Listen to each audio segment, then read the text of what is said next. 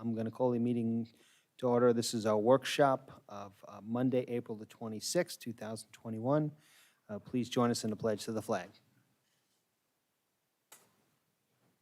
Pledge allegiance to the flag of the United States of America and to the republic for which it stands, one nation, under God, indivisible, with liberty and justice for all.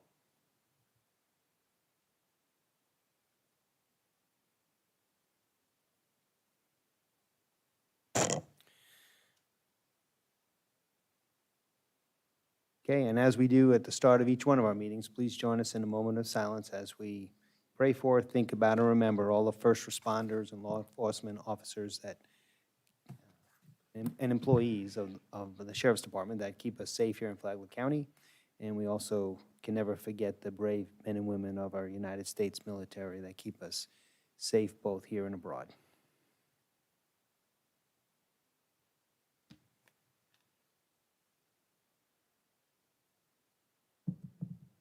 Okay, thank you, everyone. So with that, we'll get started with our agenda.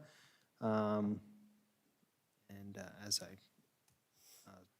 have already welcomed everybody, we'll move on to item number one, which is a discussion of a strategic plan with respect to fire rescue services, and I'm not sure who's taking the lead on this, Mr. Cameron. Mr. Chairman, the strategic plan is something that is really critical for you to make informed decisions about the finances and the future requirements that the county will have as it grows. It is a plan that instead of budgeting by this is how much money you have this year, how do you want to spend it?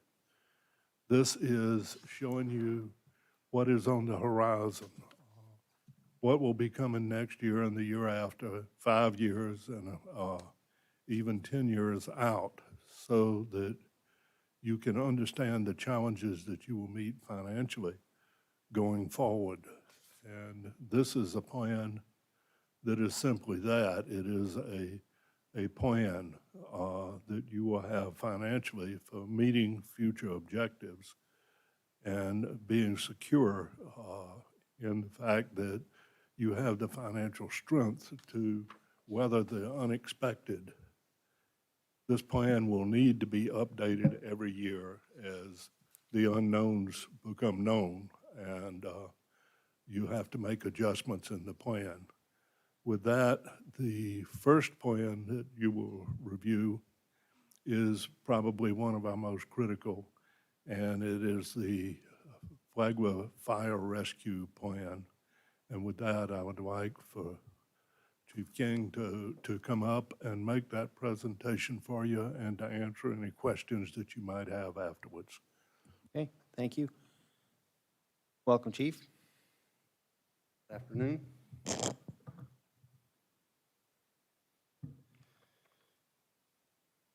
Commission, like Mr. Cameron said, this has been a document we've worked on. Chief, you're welcome to take that mask off. Oh, thank you. This has been a document we've been working on with county administration, fire rescue staff, as well as the city of Flagler Beach and Palm Coast, overlooking, the station locations. And a few topics that I'd like to hit and talk on today.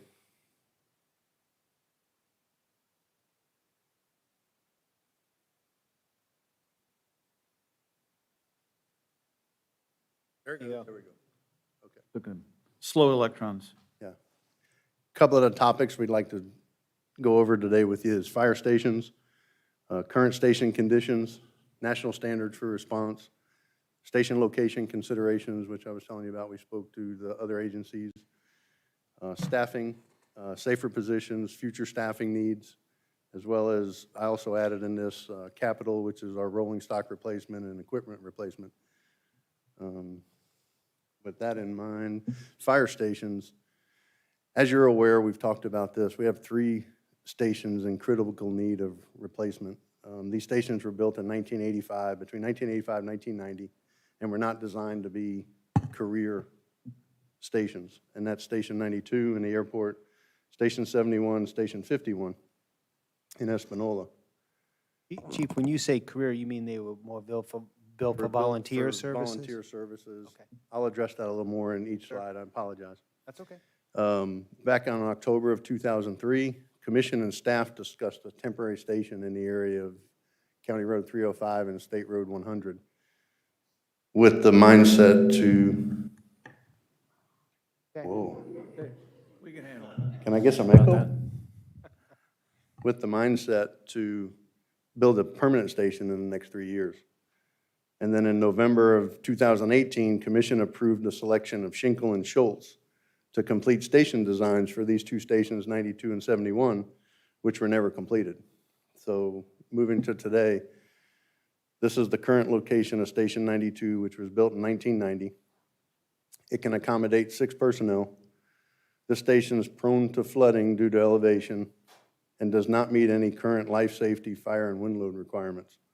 The station has been renovated on multiple occasions due to growth, and in the last 3 years, twice because of floods.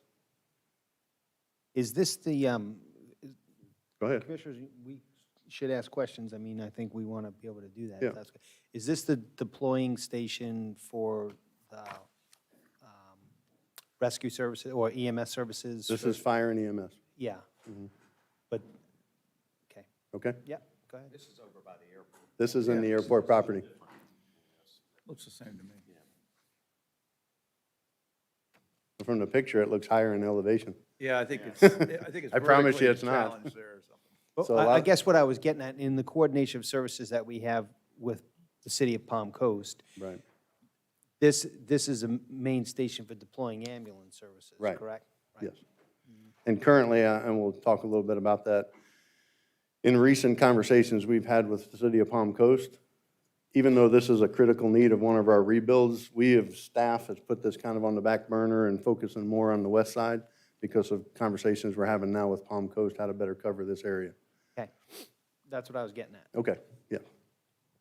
Station 71, which is located in St. John's Park, it's on East County Road 2006, was built in 1985.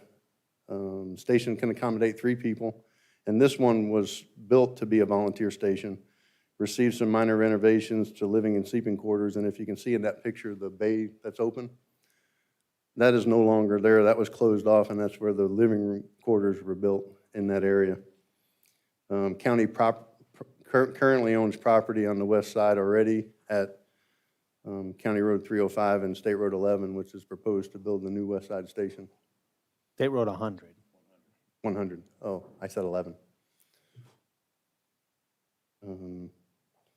That's one of our future needs. And then we have location in Espanola on County Road 13, another similar building. This one can accommodate 3 people. Volunteer station as well, minor renovations. And as you can see, a problem we have here is adequate space for apparatus. I mean, there's only 2 bays there. This station has 3 vehicles minimum at it. It has a tac truck, a tender, and an ambulance. So with that in mind, when we look at station needs and trying to consider the future growth of our stations, what we're looking at now is suitable living quarters with the addition of adequate dorms, kitchens, and office space, stations that accommodate our diverse workforce. We took open plan stations and built bunk rooms in them, and they're very small. They're smaller than, they're probably right at code, the 7 to 10, 70 square feet, slide doors on them. The space is very small. And like I just said a minute ago, the adequate base space to secure and protect our apparatus. We have several apparatus that are either parked outside or in remote locations that volunteers respond for us. And then controlled access to station security, which we've worked with IT to probably start doing next year. Mr. Chairman? Yes. Just one quick question, and it's a basic question, I should know the answer to it, but if we build a new fire station, does that come out of the fire and rescue budget, or does it come out of our capital improvement program budget? Or, in other words, which budget covers the cost of a new construction for fire stations? It's Yeah, the I think capital capital improvement. improvement Yeah. program. Okay. I just And he was looking that way. Yeah, I just wanted to make Okay. sure I understood Yeah, that. Okay. that's very similar to what we do with all buildings. Yeah, yeah, okay. In addition, we also look at firefighter health and safety, NFPA 1581 for station designs, and then this decon cleaning areas to reduce the risk of cancer, and diesel exhaust systems for the bay. Chief, As well as, Sorry, sorry, no, our workshops are informal, so commissioners, Right. whatever questions you have, ask them. Is it a best practice to have a decontamination area in each location, or can that be done centralized? each station should have a decon area off the bay, not attached to the living area, to be able to put EMS, hazardous stuff, storage, waste. Currently, we don't, I mean, cleaning areas, sinks, stuff like that, but that's required in every station. I can't help it, but just, because that reminds me, do you have the newer decontamination equipment, some of the stuff that just uses almost like some kind of gas mixture and things like that to, especially for the ambulances? So you don't have to go in and actually wash them, they just kind of spray the To stuff in? decon the units, we currently have what they call aeroclaves. Right, Some of our units, we had the lines piped in, so you can just hook the unit up and decon the unit. We found it more efficient to just put the unit in, these lines clog. So some of our newer units, we stopped doing do that. you have that at all the stations now? Or- We have them, we have 3 of them that we can move around the stations and decon the stations. And then we also have, each ambulance also has a handheld one to decon equipment. But a lot of this is all like bloodborne pathogen stuff, disposal areas that we need at the stations as well. And then in addition, code and industry standards for Firehouse, which is covered in NFP 101. Same thing, we build houses and all construction under. One of the major concerns we have is fire sprinkler systems, which we don't have at any of our fire stations. National standards we use when we're looking at station locations and response. NFPA fire side of it, basically initial response in 4 minutes for a first arriving engine, and a full complement of 12 to 24 firefighters arriving in 8 minutes, depending on the size of the occupancy. So depending on the extent of the call, you have to have anywhere from a minimum of 12 to 24, and in some cases, high rises, you're looking at 42 to 44 people. EMS, first arriving BLS and ALS provider should be on scene in 4 minutes. ALS transport on scene in 8 minutes. And then a lot of you are aware of the ISO protection class, 1 being the best, 10 being the worst. Flagler County is a 3, which still parts of the county is a 9 or 10. Currently, to get a 3 rating, the building being under insurance has to be within 5 miles of a fire station and 1,000 feet to a hydrant, which we all know that's an issue on the west side. Chief, are all of our fire stations manned all the time? We have 2 volunteer stations, 31, which is in Corona, and 81 down in Reimer Ridge that are strictly volunteer. But 81 down in Reimer Ridge is, we have an interlocal agreement with Volusia County to cover that area. But those 2 are volunteers only? Those are volunteer. All the other 6 stations we man, All right, and then the 4 stations that we house rescues in Palm Coast. right, thank you. Also, we look at location considerations. What we looked at with staff was county and city station locations currently, how ours and the Flagler Beach and Palm Coast stations and coverages looked, as well as county and city boundary lines. What we looked at was how could we better provide service to these areas we're responsible for, unincorporated area of Bunnell, Beverly Beach, and Marineland. And then most importantly for us, how do we improve countywide coverage of EMS?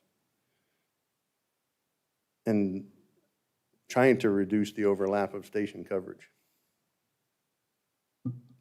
So what we first looked at here was, these are 3 of the stations that we had, 51, 62, 71, 92. But as I said earlier, we're recently been in discussions with the city of Palm Coast, how can we better cover from the airport east? So in relation to this discussion, what we did was we just focused on 51, 62, and 71, which is West side is the purple, which is St. John's Park. The light blue is Espanola, Station 51, and dark blue is 62 of Bunnell. And what we looked at was station locations, placement, and currently this will be ongoing discussions with Palm Coast. How do we better cover the county? But for right now, knowing that our number one priority is the west side, we currently own property at 305 and State Road 100. What we're kind of looking at was this being an option of building the station on the west side at 71 area and then trying to relocate either the Bunnell Station or 51 to cover this area and increase staffing on the west side by taking the staffing from the 51 station, moving them to the west side station at 305 and 100, which gives us the ability to run an engine rescue and tender out of that station for the west side. So moving forward from that, first station concern would be the west side fire station, and then second, solidify a location for the next station. Future concerns we looked at with staff was South US 1, South Old Dixie Highway. This is the area basically from 304 south to the county line. Plantation Bay, Eagle Rock, out 304. Also, a big concern that we should be looking at in the future when we're looking at 5-mile separation is State Road 11, 304, and 305. How could we place a station out there and try to bring all that together on 305, 11, and 304? And then, as you all are aware, Reimer Ridge, which is looking at future subdivision growth out there. Currently, Volusia County Fire Rescue is looking to move out of that area, I think probably in the next 2 years, and move to a station further west, their new Station 44. So I've been in talks recently with Ormond Beach's chief as well as Volusia County's chief, trying to come up with a back plan of how do we work out an agreement or an interlocal with this for now, or if it gets big enough, we would need to consider building a station in this area, as well as Airport Road and Hunter's Ridge. How imminent is that, Chief? What was that? How imminent is that? The growth? No. Before Volusia County wants to. Volusia's probably Out of going to be 2 years. Is it Volusia County or is it City of Ormond Beach? Volusia County. City of Ormond Beach, we've never really worked out a good agreement in that area, but they're open to it.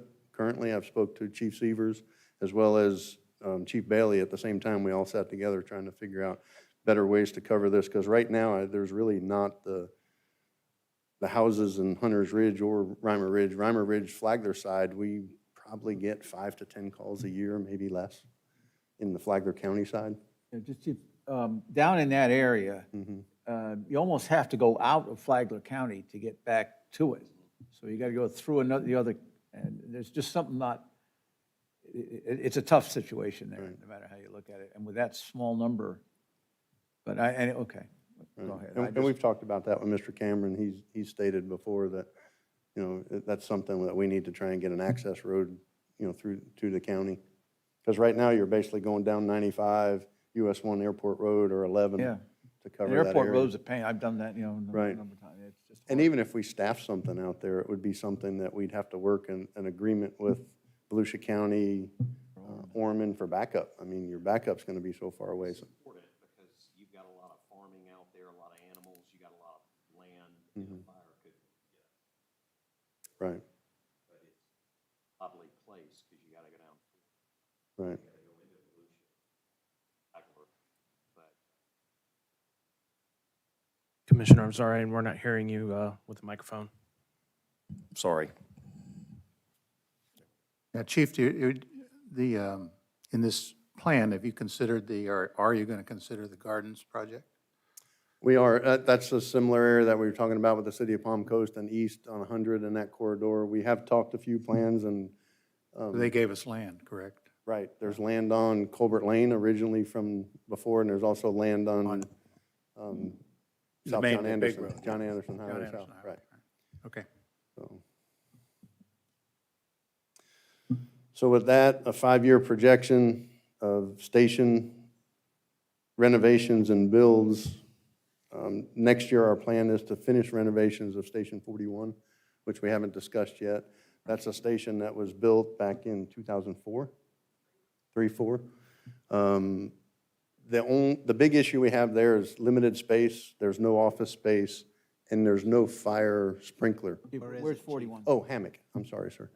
Yeah, in the the little hammock. hammock one, Yeah. okay, yeah, yep, yep. So it was, it's probably our best station we have, but for very limited addition to it in space and for decon area, stuff like that. We started doing some of the renovation this year, little stuff, decon washer, fix some stuff out there with floor drains, but the big buy on this one is the fire sprinkler, because we have to pull the main, Heidi, we have to pull the main board under the road. Yeah, so there's no fire main to that property. Then we look at 22, 23. That would be, like I said, the West Side Fire Station property we currently own. 23, 24, proposed Could I fire. just ask, I'm sorry, but Go ahead. on the West Side Fire Station, the building there was deemed not to be capable of strong enough floor roll, that kind of thing. Right. To put, so it's a new building. It's a new building, Bottom totally up. new building on that property. Okay. Now, What happens to the other building? what we could do with that building is a portion of it, store our wildland apparatus, our brush trucks. Yeah, it's big, it's a pretty big piece of property. Right. Okay, 23, 24, fire station with an admin, that's the location I was telling you about, possibly the US 1 corridor above Benel tying together 71 and 62 covering the Espanola area, okay. I got you. or south of the city, but somewhere in that general area, north or south of the proper of Benel. That would also move us a little further west, away from Station 25, 92, the new Palm Coast Station 26, focus more of our delivery to the west side. Palm Coast is building a new station. Palm Coast is building a new station, probably 2 years south Seminole Woods, around the Citation, there. Grand Landings area. Yeah, so that would take some pressure off of the airport. That would take pressure off the airport, because right now, there's currently an area, slow drift, you know, that area down there. Well, just to the east of that, there's probably 10 or 12 streets that aren't covered within 5 miles. Yep, they're right, So exactly. Palm Coast is building that station to pick up that need. That will also help us out some on the South US 1, tie together Station 16 on Old Dixie. Yep. And 26's response, which is the station. And would that station have accommodation for EMS? They will build all their future stations, they would build with enough room for us to put an ambulance in. Okay.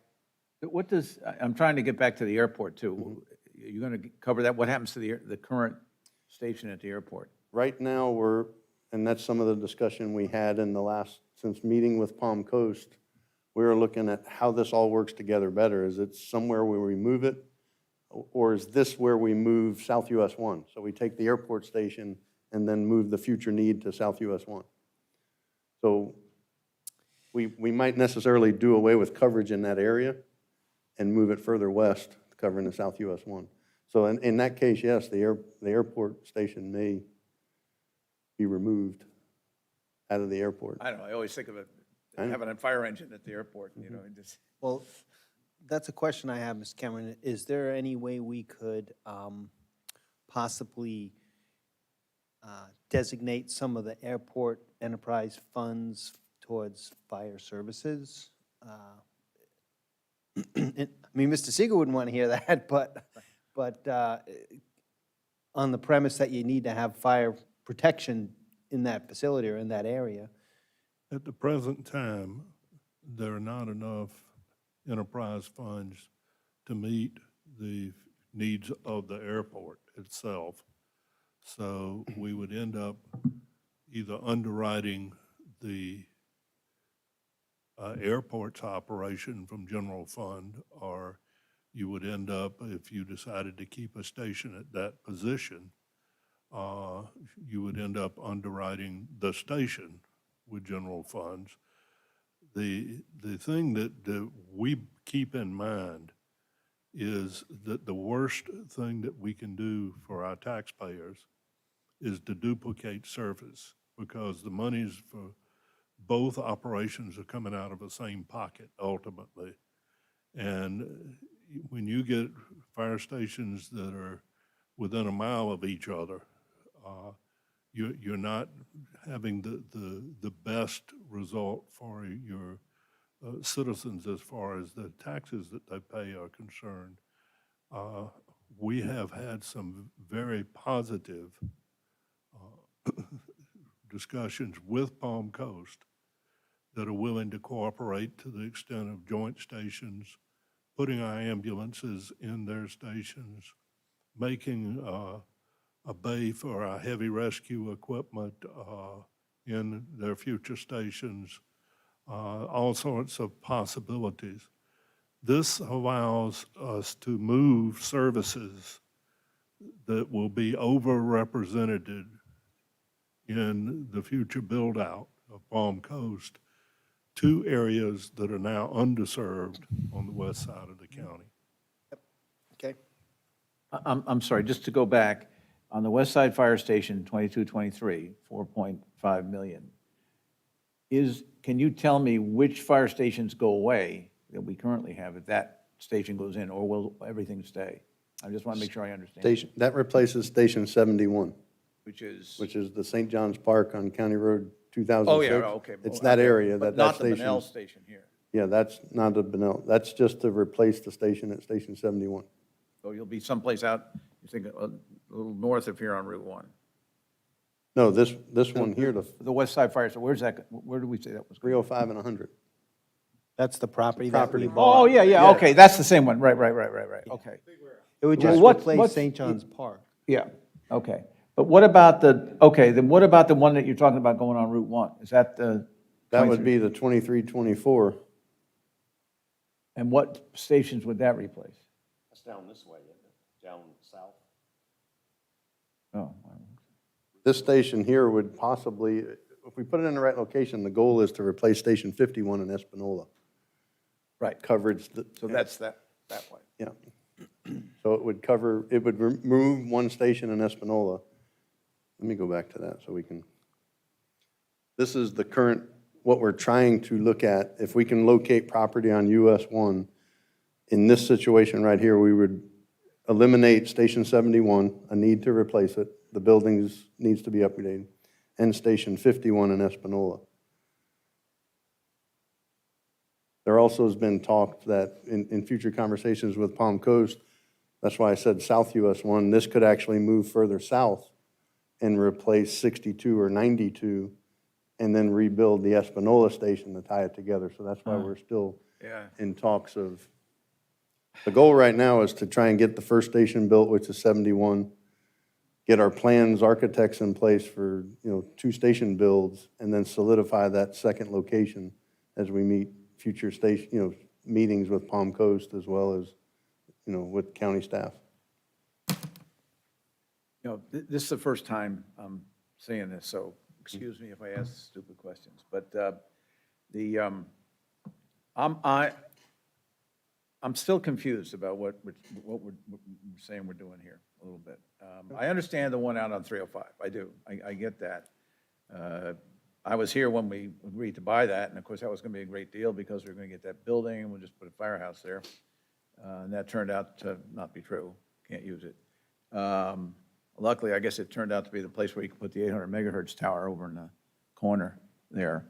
But that is the most critical thing to do first. I mean, I know we're doing the one over on A1A, but, If I might address that, Commissioner, the 2 stations that we're talking about are the one station in Espanola. Literally, the station is built in the right-of-way. I know. You can't- yeah. you can't yeah, expand it. I'm aware. It is marginally acceptable for living conditions and certainly doesn't meet any fire standards or firehouse standards anywhere. One of the things that you've got to consider moving forward is that when we compete for quality personnel, if they have a choice to live in a state-of-the-art fire station in Palm Coast or St. Johns County or Volusia, it makes it very difficult for us to recruit if we're in the same salary range, and we try to keep ourselves in the market range for those. So for a lot of reasons, including the station slightly out of position, it is critical that you address that station first. Okay, okay. And with regard to 92, those discussions are still ongoing, and the strategy in doing strategic planning is first to try to get the stations located in an area that you aren't overlapping service. Secondly, any deficiencies that you have to address through interlocal agreements with other departments to make sure that you have coverage that's within the service area of a neighboring station. So those two things are dependent on agreements with Palm Coast or Flagler Beach or whoever might be providing service. And that's why we can't give you something more definitive now, because some of that is still dynamic. Well, I just want to get on record from my position on this, and that is that I've been here in Flagler County for over 20 years. I find it crazy that we have to worry about coordination with Palm Coast and the city of Flagler Beach. We got one county, we got one geographic area, and that we're at this point in 2021, and we're still trying to figure out where to put the fire stations without having a plan. It's great that we're doing it now. I'm not against that. But it still seems like we don't have total coordination between Palm Coast and the county on exactly where we should be going. And I'm sorry, but that's just from a 1,000-foot, it just doesn't seem like that should be a problem. We should have worked this out a long time ago. Well, Commissioner, I disagree. I think it's a dynamic process that continues. It started a long time ago and it continues all the time because, there's new development that comes up, the population shifts. But we know where the Yeah, development's but gonna go. you can't just make a plan like we couldn't have made a plan 10 years ago and say, well, this is the plan, we're going to stick to it for the next 10 years. It changes. Well, And I okay. don't think there's, the other thing, again, I don't think there's, I think from a coordination standpoint, we're in a better shape than we were for a long time because we have willing partners. We have other people that, the other leaders are at the table talking to us.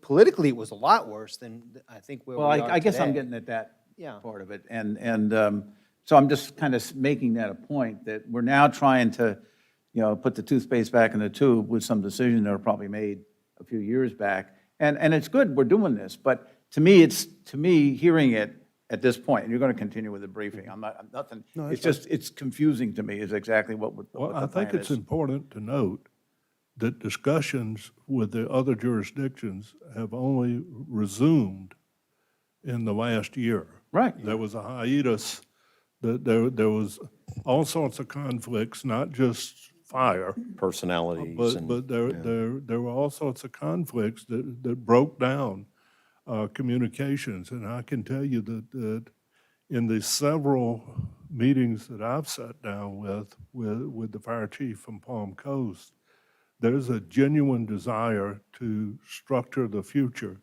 in a way that will prevent duplication of services and will best serve the taxpayers.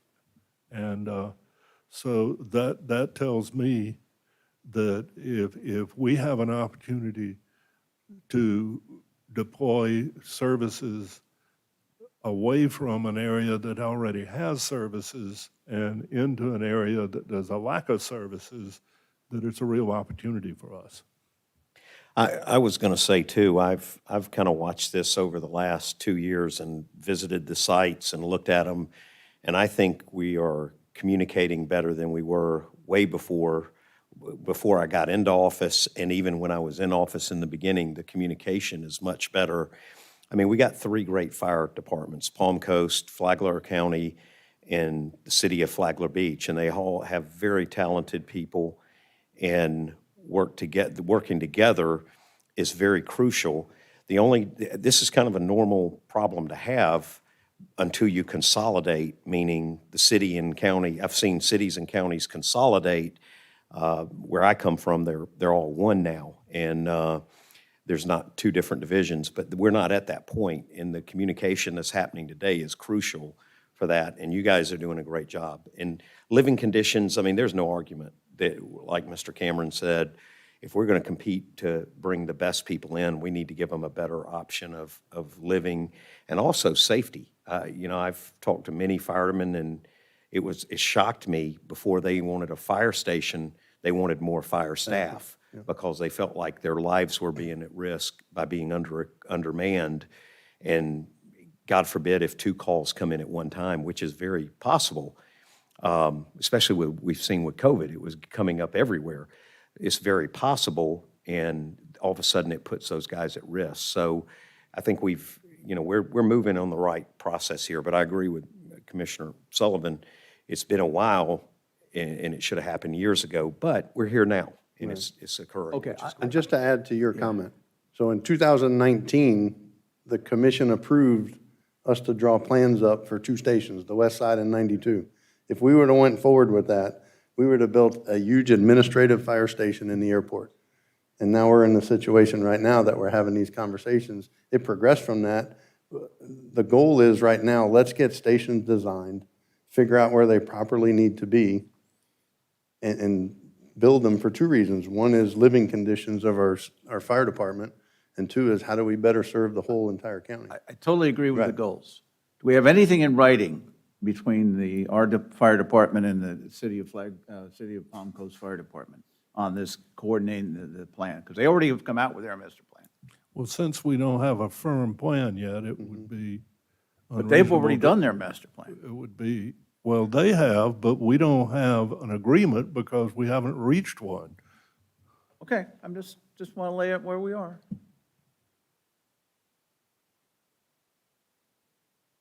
Chief, on this picture right here, the 62 and 71, where exactly are those?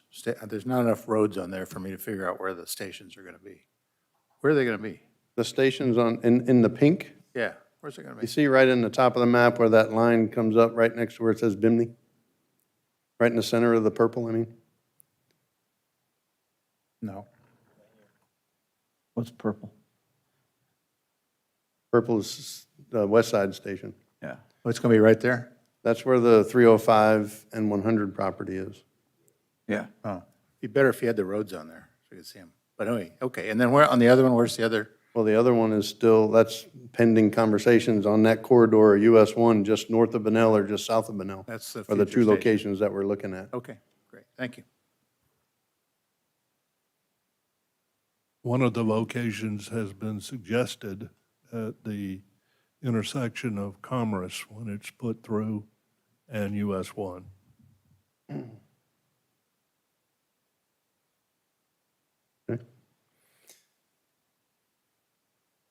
And then to finish up stations, that's kind of where we're at right now. I mean, we're looking at the design for these stations so we can have those in place. But in regards to future station locations, that's where we're at right now with meetings and following up. The only solid, we could break ground and build a station tomorrow, we feel right now, is the West Side Station.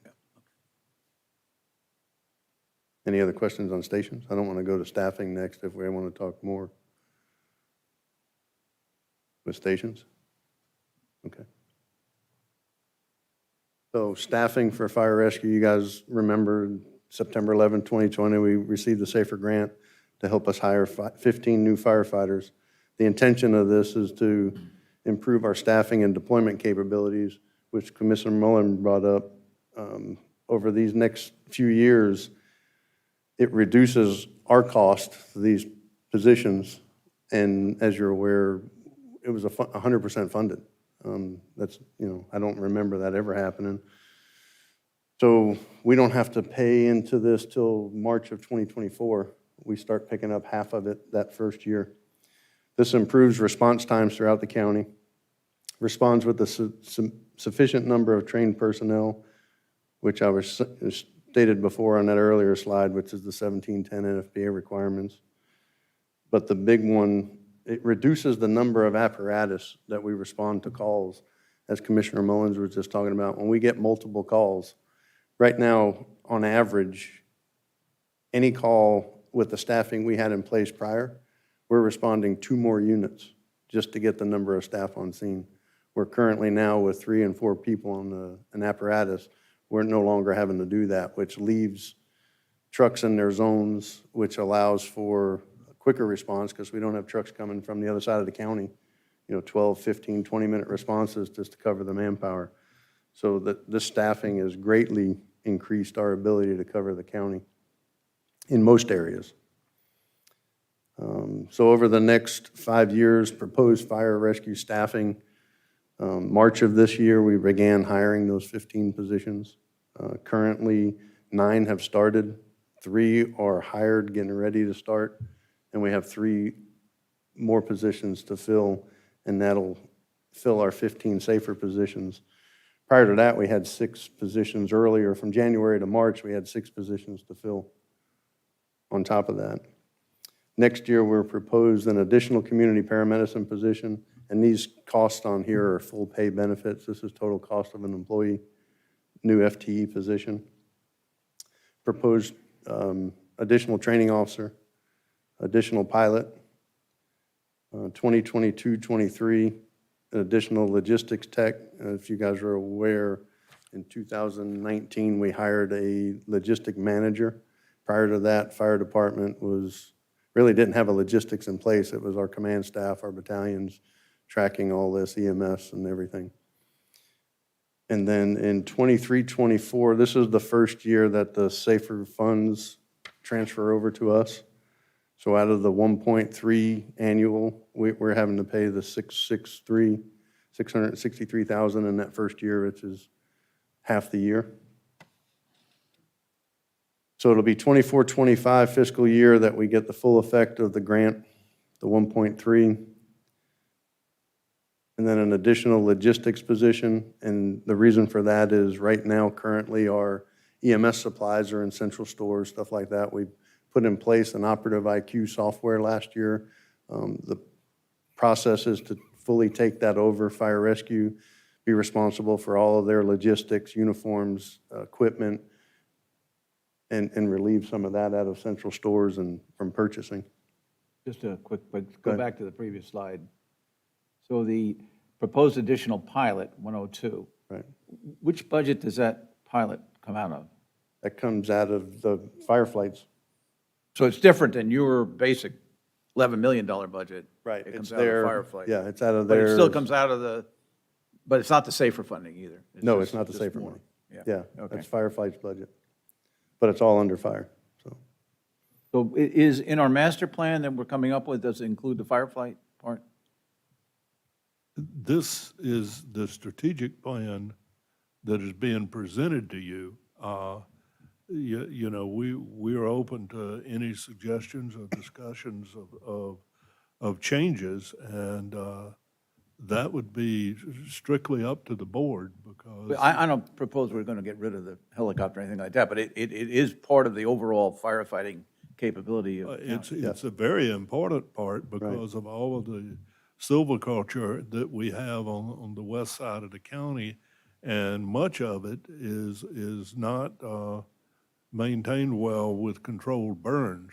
So the ability to go out immediately after a lightning storm and identify these spots before they get out of control is an essential part of our response capabilities.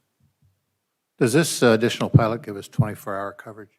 No. Still doesn't do that. 24-hour coverage would be a minimum of 2 more pilots. Because right now, it's a 12-hour schedule. So there are 2 pilots covering 7 days a week. You would need 4 total pilots to go 24 hours.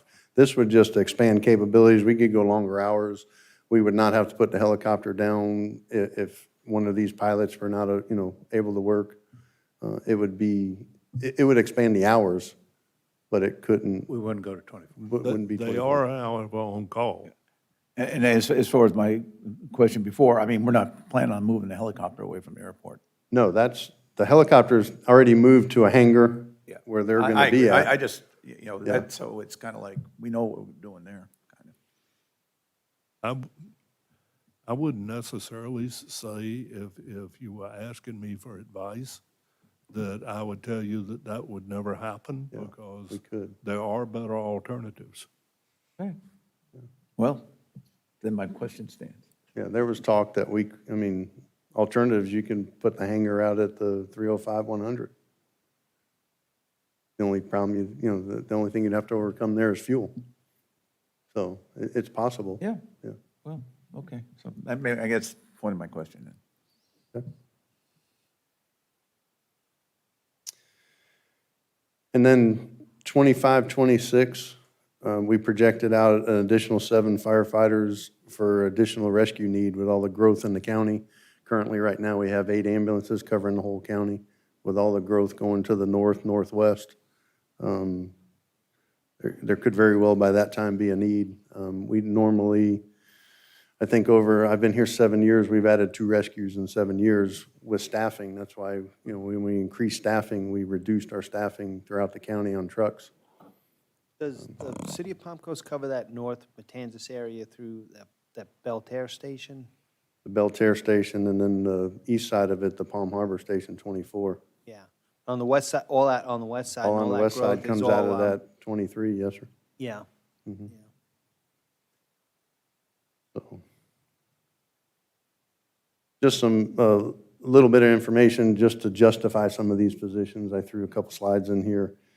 You guys are aware of community paramedicine, how successful it's been, how many times it's been brought up. Well, in April of 2018, when this started, prior to that, from 2010 to 2017, our call loads increased 41%. When community paramedicine was started, one of the major goals was to reduce overutilization of 911, people being transported to the hospital.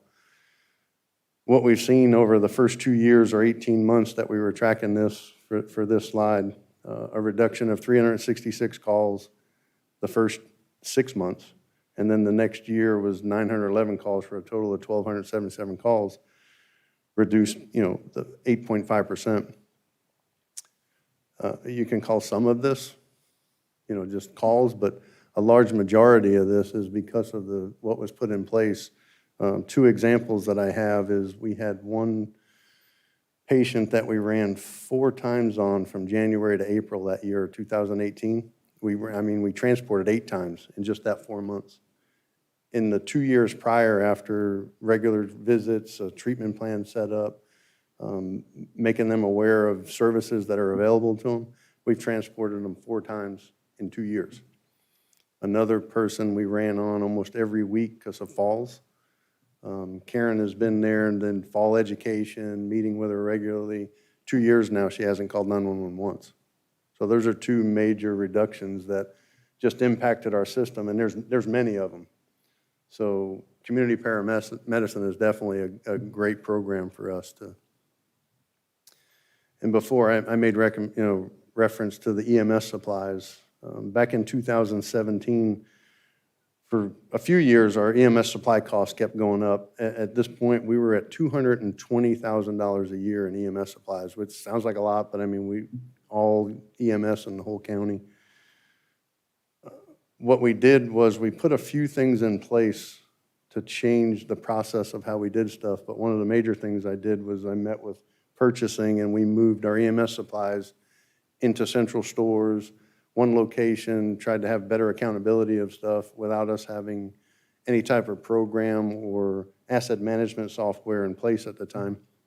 And what we did over the next 2 years, the first year we reduced it 12,000, second year 48,000, and then the third year it's not an additional 39, it's the same from 220 down 48,000, and then from 220 down to 39,000. Which what we did is we slightly reduced that budget in this year's budget. So that shows the advantage of actually, if we're managing these assets better, how we can save money. And you can see here in June of 19, during that time, we added that logistics position. So now we're at the point where we need to expand that. So when you look at the 5-year projection of our proposed positions, these are the total costs for each year. Any questions with staffing?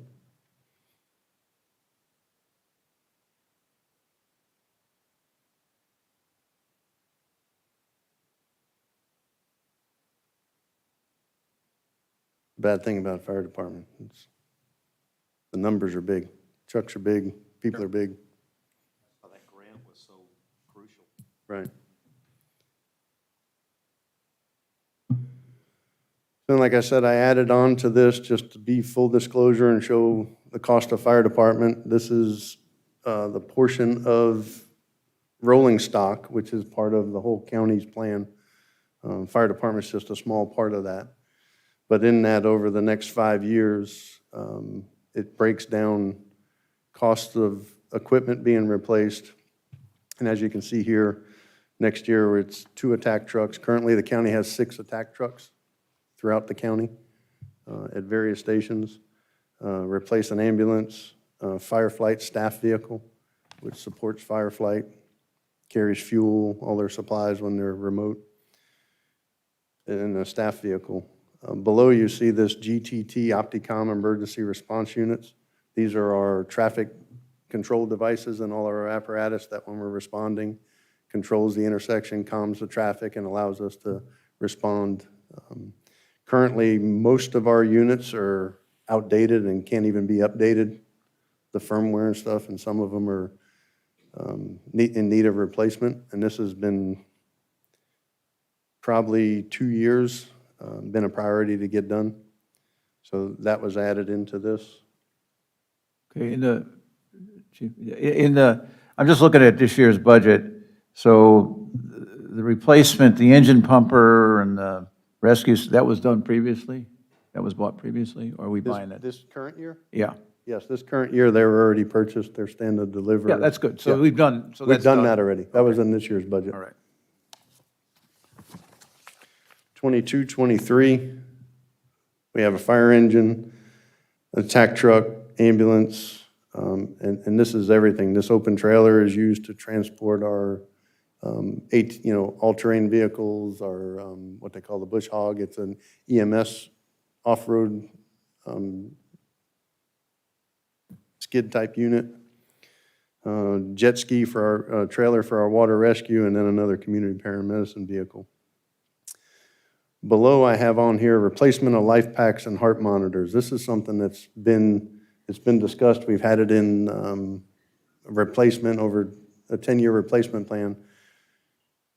Life packs are recommended to be replaced every 8 years. Currently, our life packs, they don't even have a new version coming out till probably late next year. So I spoke to county administration about possibly maybe doing a lease, with this, or looking at grants. So I put this in there as the big ticket for that year, but in talks with Vizio, we could do a 10-year lease with them, which breaks the cost up, 10 years, but it'll also give us one replacement. So in this 8-year replacement, if we bought them this next year when they came out, in that time frame, we'll also get one upgrade. So we're looking at that as well as grant opportunities. But I wanted to put that in this presentation as well. So you're saying the lease, if you went that direction, the lease payment would be an offset to this 650,000? Yeah, you would basically, if the lease was $1 million, Yeah. we would break that up over 10 years and then have the one replacement in that 10-year period. So the big benefit to that is it breaks it down into the 10-year. It's a little more because in that you're actually getting a new upgrade as well. So if we planned it right, it would eliminate the next replacement as well. Be paying for it now.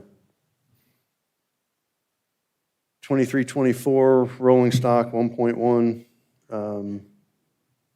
Engine, ambulance, and the utility vehicle that I was talking about, the all-terrain vehicle, will be replaced in that year. 24, 25, that's when we have a lot of our water rescue stuff, ATVs being replaced. And then 25, 26, and this is all what's currently in the existing rolling stock that we massage and, work with year in, year out. But overall, when you look at the fire department over the next 5 years, here's all three of them combined. 21 through 26, what the total cost of station staffing capital. But again, on the capital side, some of that is stuff that we'd be doing as a normal course of business each year. Right. We have been doing and will continue to do. That's just continuation of what's been in place since, I believe, 2012. Yeah, Including the additional hires. The additional hires, no, the capital is just our continuation right, of but our you had- rolling you had- stock. The additional hires are Go back to the previous slide, back, okay, this one. yep, See where it says staffing, right. That's the additional staffing that I showed you over the next 5 years. but it doesn't include what's the current staffing. No, this is just addition to, yeah, and the big bill comes when we have to foot the cost in 24, 25. 24 and For the 25, safer right. positions that are being added. right. Yeah, that's one, in 24, 25, we're looking at 1.3 just to the cost of those 15 positions.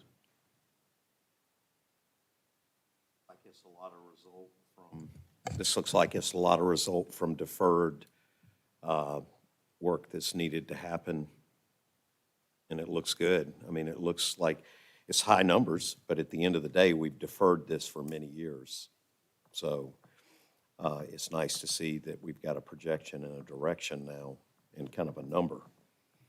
Yeah, a large portion of these higher numbers are majority of the stations, which Right. is something we've overlooked for many years. We've gotten by a long time with minimal investment. Right. So, in close, I mean, that's kind of an overview of what the fire department looks like for the next 5 years in cost. Any questions we want to go back specifically and address in either areas? Well, I just want to make it clear to myself, I'm slow on this, trying to get a handle on it. The totals at the bottom of the proposed future costs combined, these at the bottom line are expenditures that we are increasing over what Increasing. we have now. Right. So if you had the current budget for 23, 24, compared to our current budget, which is around 11.9 or something like that, it would be 21 million.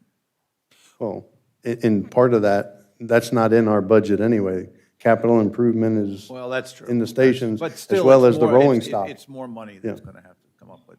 Right. So those are significant increases to the overall county budget that we're going to have to come up with over The only each year. okay. The only portion of this that would be shown in our budget of 11, 12 million is the staffing line.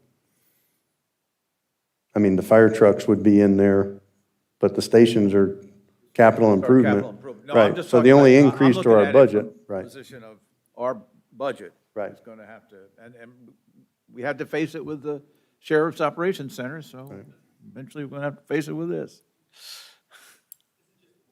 yeah. I know, I'm just, this is the first time I've seen any of this, so I'm just trying to. in We my can use the mind- Dave Ramsey method. Mine's easier to pay off. We do mine first before the sheriff. Get rid of my debt. Well, that's exactly, Commissioner, you bring up a good point. That's exactly why you're getting this.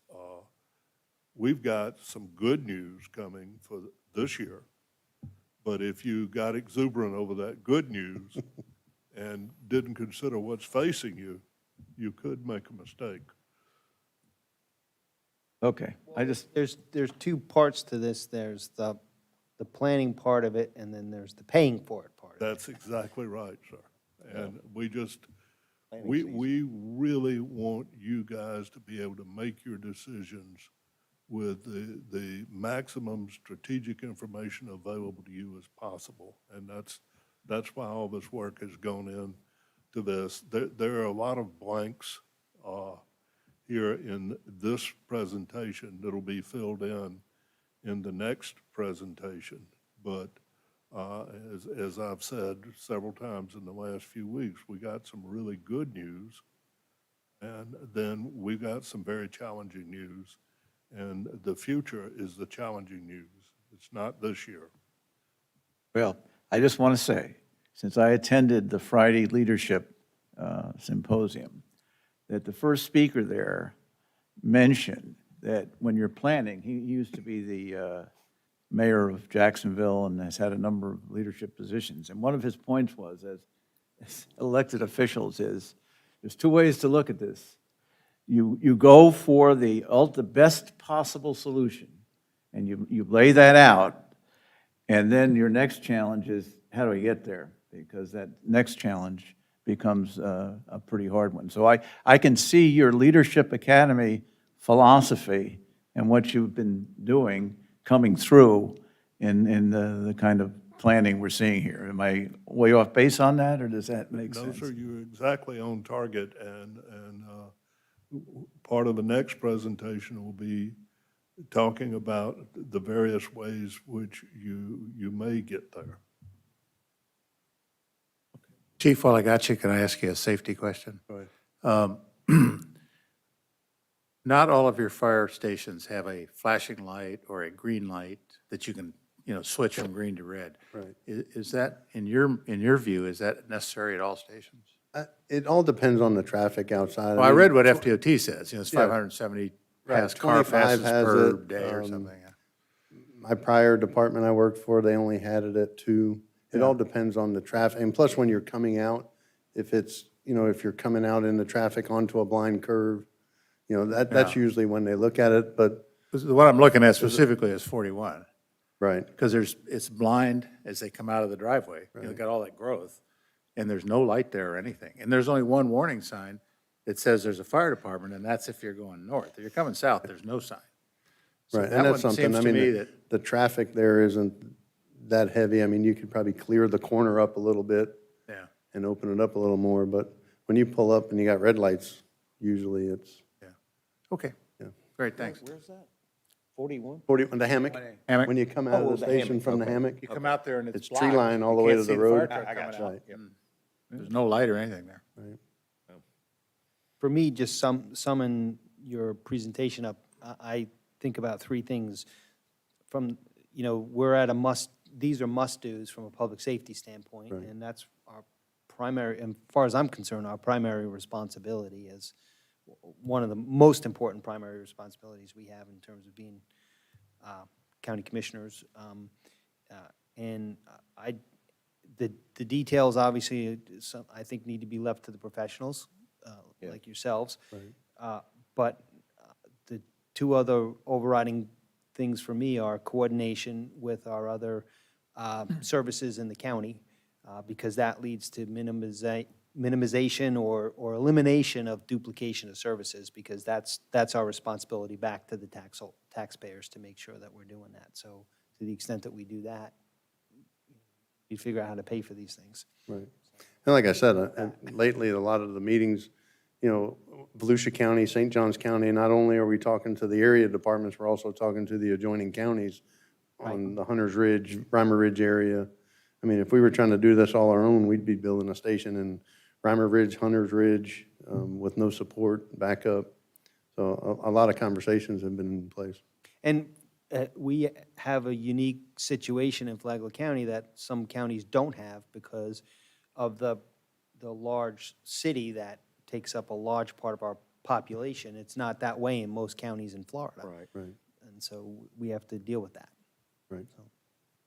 Chief, do you feel this is do you and the staff feel this is a good plan and a good goal set? It's a great start. I mean, it's a good plan where we're going.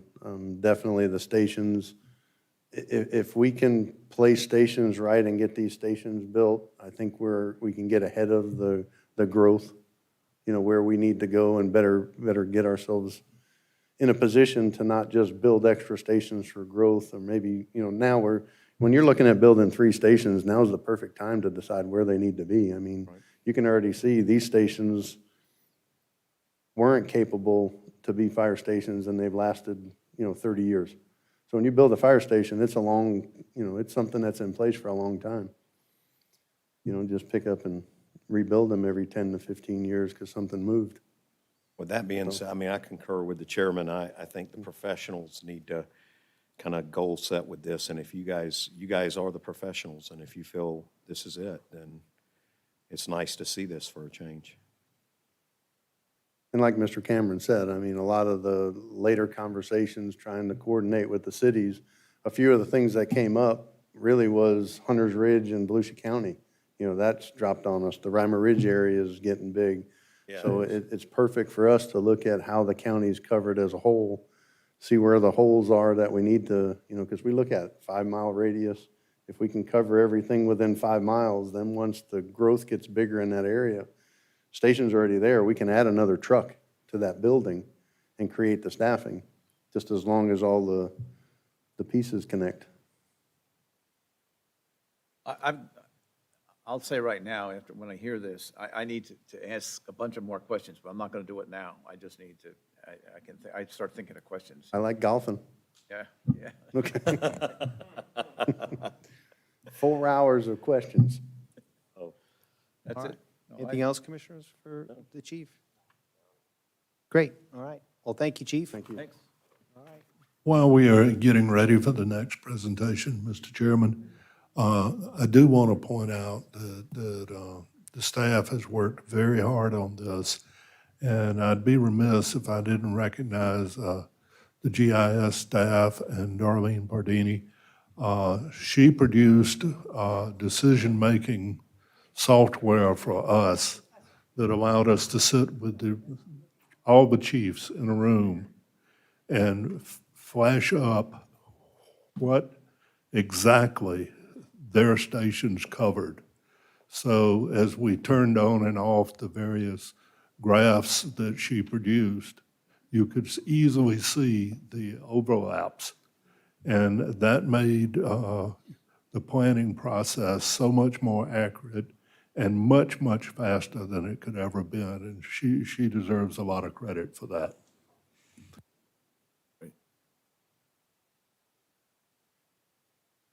Since Mr. Cameron said that already, I mean, Darlene will probably laugh about this one. I sat on the computer one day playing with all these maps, and I would call her up and email her.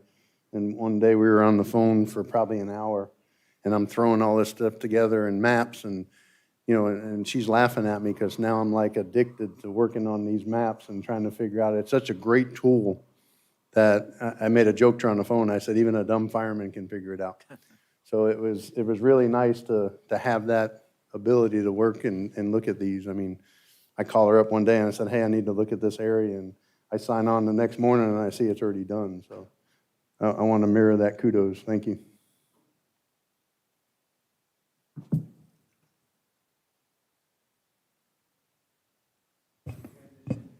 Sorry, we're transitioning to the next presentation. Mr. Chair, John Brower, Financial Services. I'm going to, this is a kind of a 3-part presentation, and I will take the first part and the last part with Ms. Petito taking the middle. I'd like to start off by thanking Amanda Gilbert, one of our financial analysts. She was the main person to help us put this presentation together, even as late as this morning. So certainly appreciate her patience and assistance with this presentation. Mr. Brower, is this a hard copy of what you're going to show us Yes. on the screen? Yes, Mr. Chair, it is. Okay, thanks.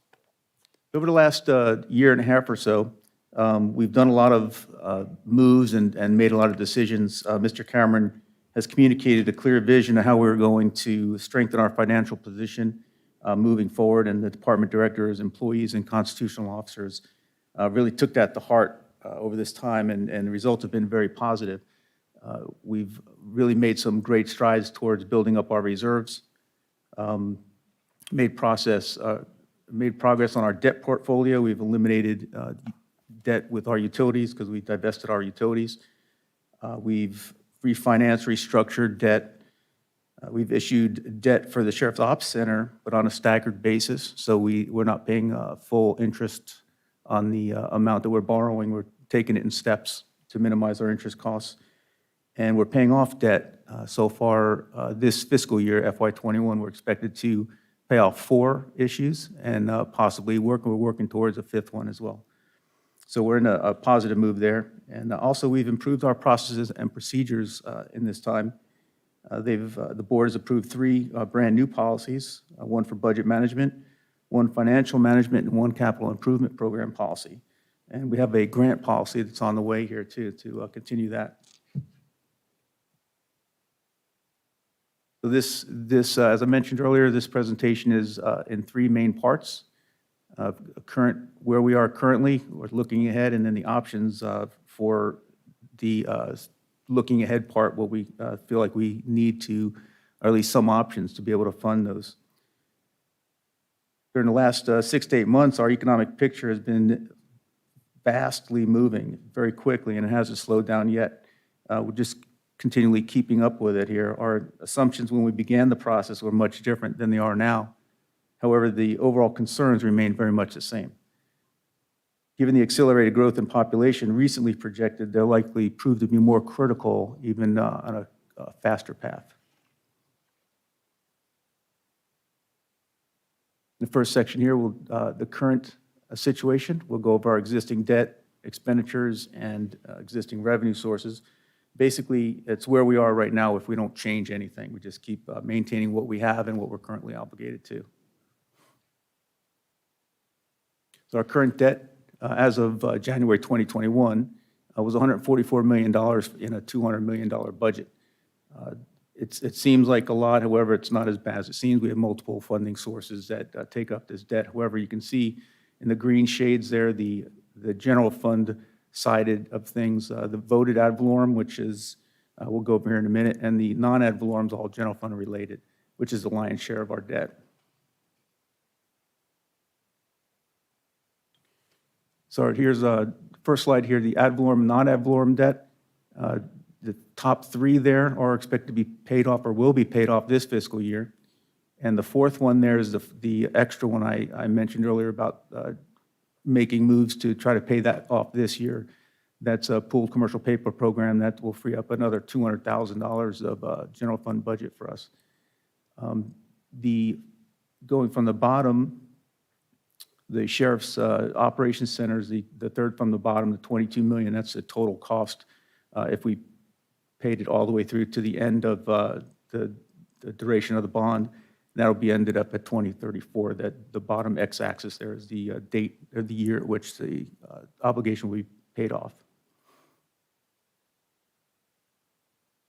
Different than what's on here. Sorry, sir? So the sheriff's, the 3rd from the bottom, on this graphic shows it being paid off between 2034 and 2035. 2035, that's correct. But you say it's going to be now done earlier? What did you just say? If we continued making the payments until 2035, that's the amount that we would pay, $22 million. If we paid it off earlier, obviously, we'd save some on debt, on interest. You're saying that's the plan now, to pay it off earlier? Not for this particular debt, no, sir. Okay. No, sir. The one where I was mentioning that But you we, said 2023, 2032 or something, or 233. Okay, got it. Where's the debt for the old Sheriff's Ops Center? that's I believe it's from the second one down, or the first one from the bottom, the capital improvement 2015, GSB complex jail expansion, or the judicial center, one of those 2. The 3rd one up. Oh, I'm sorry. No, that's the new. The 3rd That's one the up new is the new Ops Center. Yeah. The 3rd Where's one's up the to old new Ops one. Center? It's one of the 2 bottom ones. The Okay. 20, which were refinanced in 2015, I read. Okay.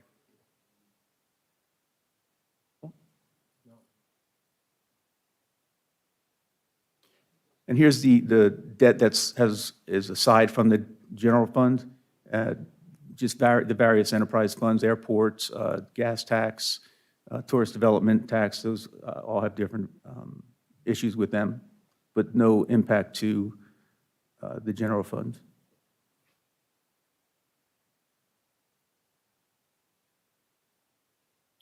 And just to give you an idea how we keep track of our debt, this is a couple of our debt ratios. These are for the non-ad valorem revenue used by our lenders and rating agencies to make sure that our debt load is workable and maintainable.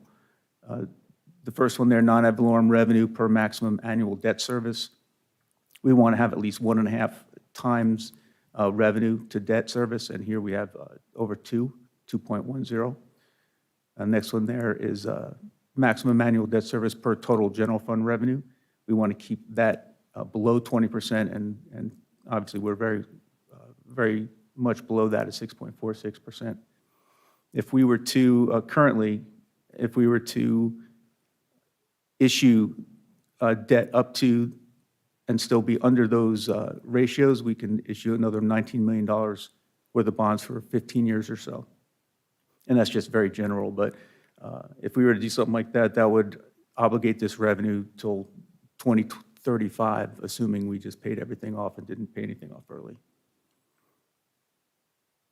How much was that number? You said 19 million additional? Right, approximately $19 million over Okay. 15 years, about $1.5 million a year debt service is what we can have.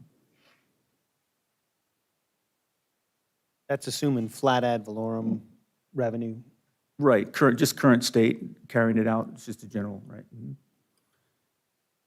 So here's our expenditure history up until FY19 and 20, and then we project a 4% increase each year after that. Probably a little low, but if you'll see later, we did the same thing with revenue, 4% growth. The idea is we didn't want to really skew the numbers to tell any particular story. That's why we kept them the same. We could say they increased 5% or 6% or 7%. It would all have the same kind of impact in the future. But the idea here is to show, without adding anything new, just continuing what we have and what we're obligated to, how our expenditures are increasing, not just at that 4% each year, but an additional $356,000 for a CIP in the upcoming fiscal year 22. The Sheriff's Ops building, when that gets up and operational, will need about $280,000 for maintenance and operational costs for that. And of course, as mentioned, Chief mentioned earlier, the SAFER grant employees will be coming online that we'll have to start paying for halfway through fiscal year 24, and then the full amount of $1.3 million in the years after that.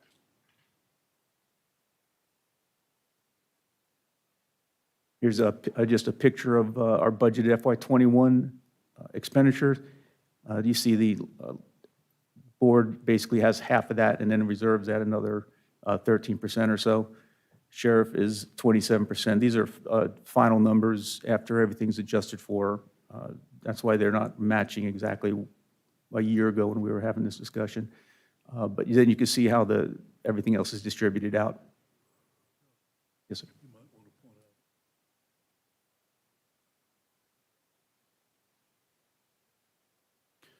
Thank you, Mr. Cameron.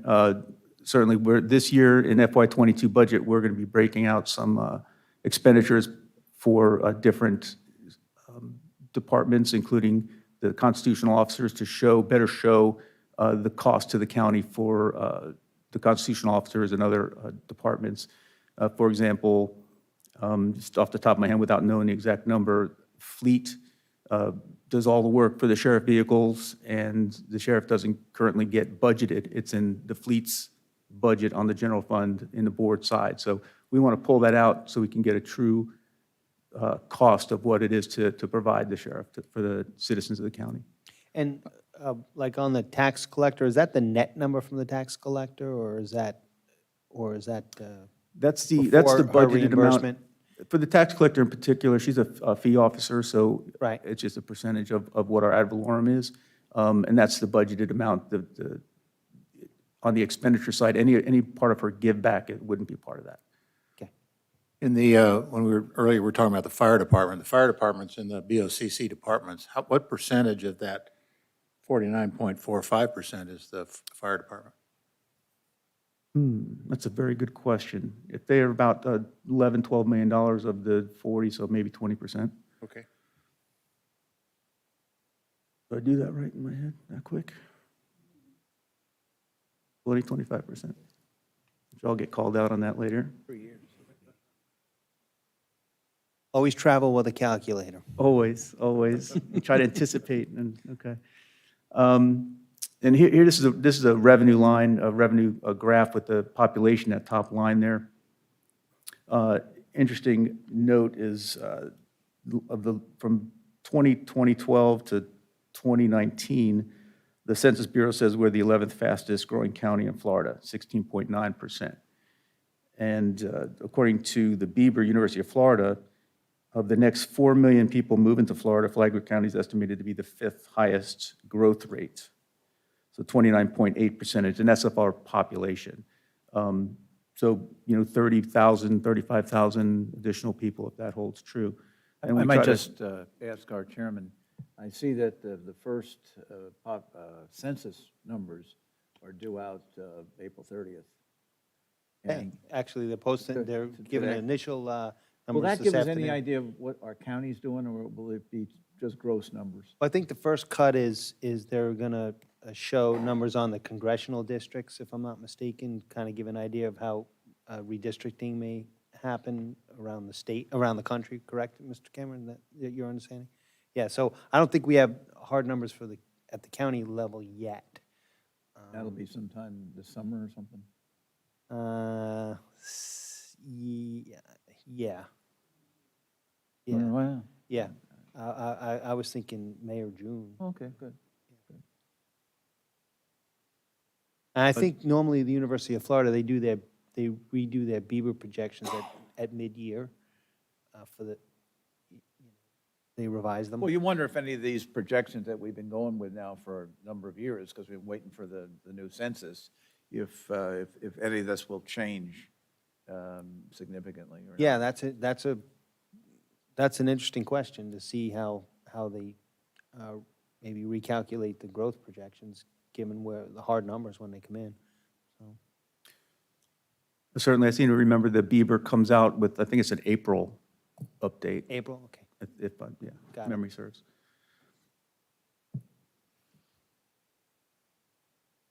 So here's again the budgeted, the revenues on the budgeted FY21, just see how things break down, how obviously we're heavily leaned on property taxes here. One note down there, the cash carry forward, which is just one-time revenue, or our savings account, if you will, the money we bring from one fiscal year to the next, is not on this graph because I wanted to make sure we can get all those little bubbles there and slices of the pie to show a little better. But the cash carry forward for 21 represents 12.14% of the budget. But obviously largely skewed towards property tax.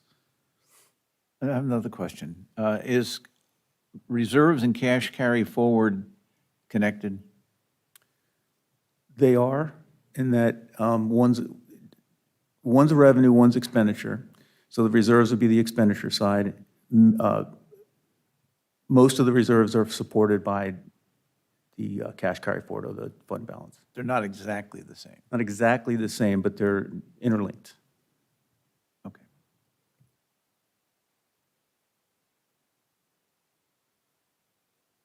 This slide, you'll see replicated towards the end of this presentation with some updated numbers, but this is the revenue and expenditures put together.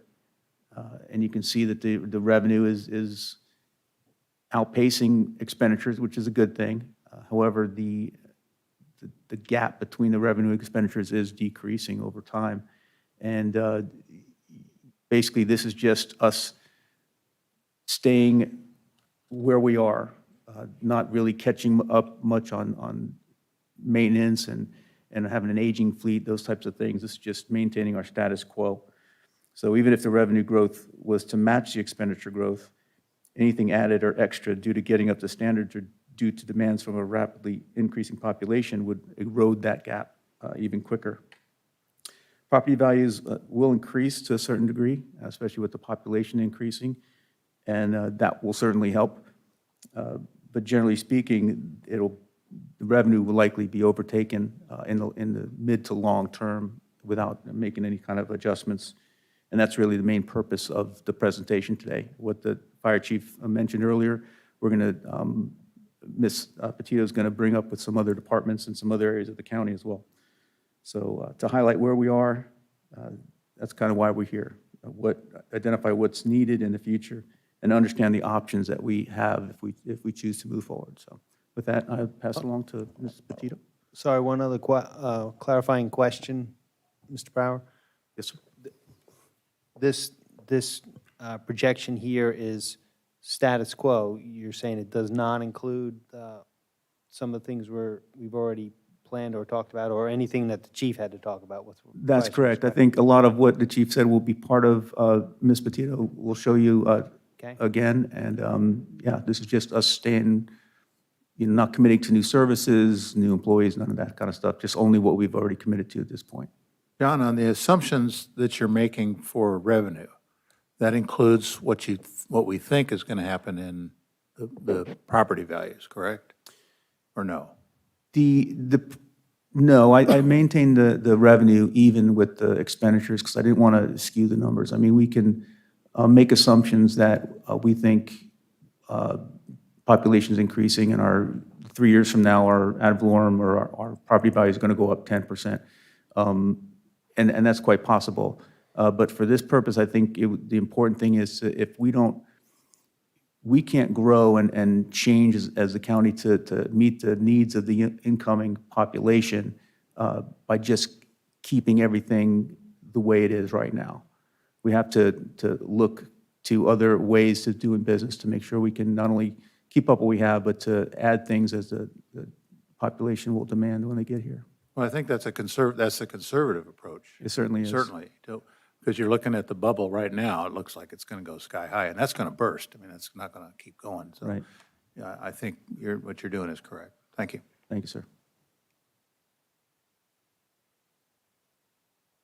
So this is where I take over with the doom and gloom projections, but just to play off of what, right, yeah, being very honest, to play off of what Chief King presented to you with the fire rescue, what we wanted to do is bring forward as a county all of the departments and the potential needs that we see moving forward. So we're going to take a look at the projected new debt that we anticipate or expect, along with some of those expenditures that go along with that, and some potential new revenue sources that will Are you identify. cautioning us to keep the $19 million in mind? Is that what you're leading up to? There's no guarantees. Thank you. So we're going to look at this. We're going to start with the sheriff. We're going to cover the sheriff. We're going to do a roll-up of what Chief King already presented, as well as some of the other departments. So just a brief overview. So for law enforcement, we have the current needs. Some of these you're very familiar with. We've got the District 3 administration and operations being built in this complex. That's on schedule. We've got a $20 million budget. That is funded through loan proceeds with a partial offset by some CARES Act reimbursement that came back to the county for first responders. That was estimated at about $3.4 million. We also have planned is that District 2, Palm Coast Substation Office. We've got a scheduled ribbon cutting on May 5th, so next week. The purchase of that facility was funded by half-cent sales tax. Our staff, through general fund, did the build out of that, and the budget cost total on that's about $1.2 million. So that's, sure, go ahead. Yeah, Heidi, are you going to, the first responders, the reimbursement for the $3.4 million, the sheriff has asked us to spend that. Hasn't he another way? I mean, are you going to address that, his latest letter? I actually had a conversation with the sheriff today, and he is just concerned, not particularly linking it to the 3.4 because we already used that Right. to cover the 5 million extra that we had to have Right. for the op center. He is just concerned about getting a couple of critical items. The list that y'all received contained 2 things that are already in that process, so those aren't necessary, but he has got a command vehicle that's on its last legs, and he would like to begin considering his driving range, shooting range option out on Justice Lane. there are some ways, I think, that we can approach that, but he is going to integrate those concerns into his budget request. So So we're not going to but address let's that. not link those to the 3.4 because they're already part of the financial plan. Okay. For the record, you might want to clarify that he's not talking about a driving range as in golf driving range. It's a driving training facility. Well, I was just going to see if I could get a rise out of Commissioner Sullivan. Well, you will on this one. So what you're saying is the logistics building that we talked about when we increased to the 20 million is now in the 20 million? I know he wanted a separate logistics building. Yes, unless we should have to go deep into contingency, it's there. And if we did go deep into contingency, there are reserves that could cover that if it's the pleasure of the commission to do that.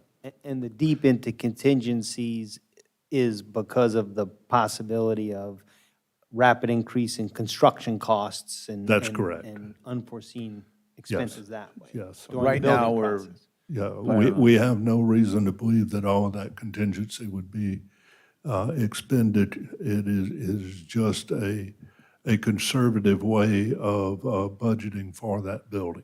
sorry to keep on this, but does that include the second entrance to the sheriff's office that we talked about when we did the original? Yes, we don't know that it would be a paved entrance at this point, but it is definitely going to be a second entrance. Okay. One other thing, I'm sorry, Mr. Petito.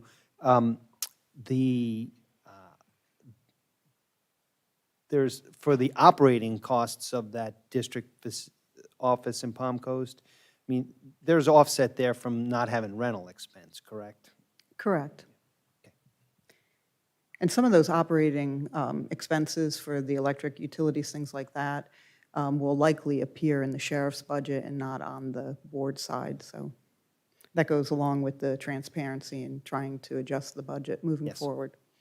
So some of those things you're going to see in here. And again, I was not aware when we put this together, I wasn't aware of the sheriff's formal request in a letter. So I didn't anticipate this on an actual formal request. This was more or less based on comments that he has said in front of this board. I know that he had conducted some staffing surveys on where he anticipated his staffing levels to be based on projections and growth. So I think he had actually said upwards of maybe 85 positions he could use. We were trying to take a conservative approach here, and we added in 75 new FTEs. Looking at a year one cost per full-time employee of $150,000, that would be salary and benefits. That would also include any equipment if we had to buy a vehicle, radio, laptops, cameras, vests, things like that. Year two, that would drop down to about $100,000 per FTE. The facilities, you did touch on that with the training and gun range. There would also be a driving course associated with that. In this would also be the outbuilding, the purchasing building that would be associated with his project here in the complex, as well as some repairs, renovations, new construction for future substations. We currently have a substation to the east off of Malacompra. It is in need of some improvements, as well as the one on the west side that services St. John's Park. So we also would take into account future growth and look for new construction to the north and south of Flagler County, somewhere either along US 1 or US 1 Old Dixie. Right now, the funding sources primarily for the sheriff is general fund for law enforcement. Well, Palm Coast gives us a large chunk of money. Well, it's not big enough, but they give us a small amount to fund the sheriff, but you're not taking that into consideration here. These additional people are only to serve the unincorporated area of the county? When Is that this, what we're saying here? when this was put together, and the money that the city gives, I believe, goes direct to the sheriff. I don't know that it comes to the county and then we pass it along. I think it goes direct to the sheriff in his accounting. This number here, the 75 FTEs, is really just based on conversation. Again, there's nothing formal. It's not that it was broken down. This is just conversations that he has had where he has said he has, based on the study allocation, that Right. he felt that he would see his department growing to potentially 85 positions. We were taking a conservative approach and saying Right. 75 over the next. But some of those would go to Palm Coast, I'm They sure. probably would, and he it would is- probably be part of his interlocal with them. Right. He is anticipating immediately 15 positions from the county and 10 positions from Palm Coast. Right. Okay. So in looking at this, this is what those future law enforcement needs would be, bringing on 15 deputies each year. You can see across the years, it starts out at a $2.25 million request, and then it just gets compounded out to year 5, where it grows to 8.25.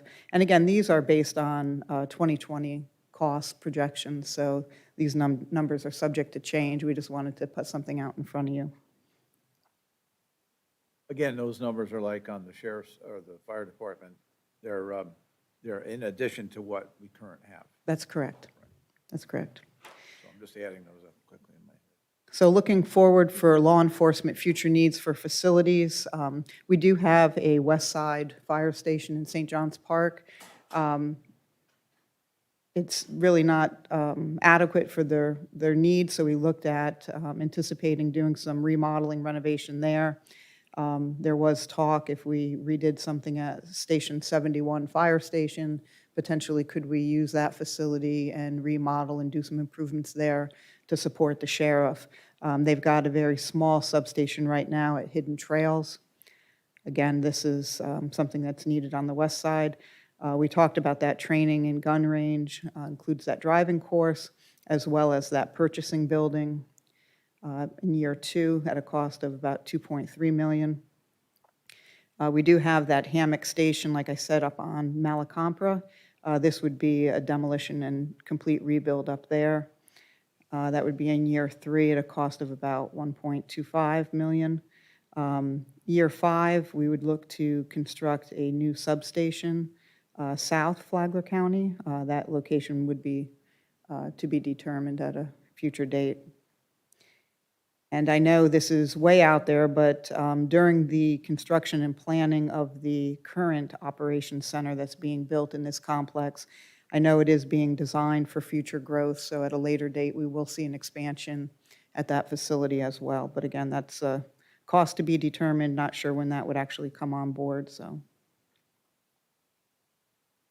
This is really just a roll-up of those staffing needs along with the facilities and what that looks like over the next 5 years. And again, this is based on 2021 pricing. This is for construction only. It would not necessarily include the furnishings, the equipment. It does not include your annual operating costs for maintenance, custodial, things like that. You may have some offset with other facilities that they're currently paying for, but that's really not taken into account here.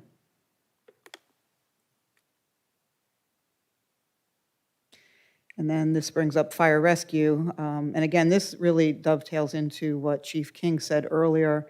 And I didn't hear the beginning of the presentation, so I'm not sure. The only difference here might be the fire union contract negotiations, which actually start tomorrow. So that's an unknown that we don't know at this point, but I just wanted to get that out there as well. So in looking at this again is the same information that you saw previously based on Chief King's presentation. We just wanted to roll it into this one so that you're able to see the picture of all of it together. Again, this is duplication of what he had in his, so I'll kind of breeze through it unless you guys have any questions. I think you saw it already, so.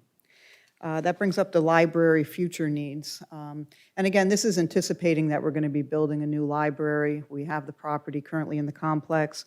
The design is underway. So anticipating bringing that facility online, we wanted to bring their needs into this. So what we're looking at here for staffing would be in year 1, bringing on a total of 4 positions in year 1, ahead of the facility being built. This would allow for current programming hours to be increased It would also provide an opportunity to bring staff on early, get them trained up in anticipation of opening up that new facility. And then in year 2, you have the additional staff that would be required for this new facility coming on midway through year 2. So that's only half of the employee expense. Again, these include salary and benefits. And actually, I think this one might be one little typo in the quantity. The staff assistant's actually a 1. I think that one might not have carried over.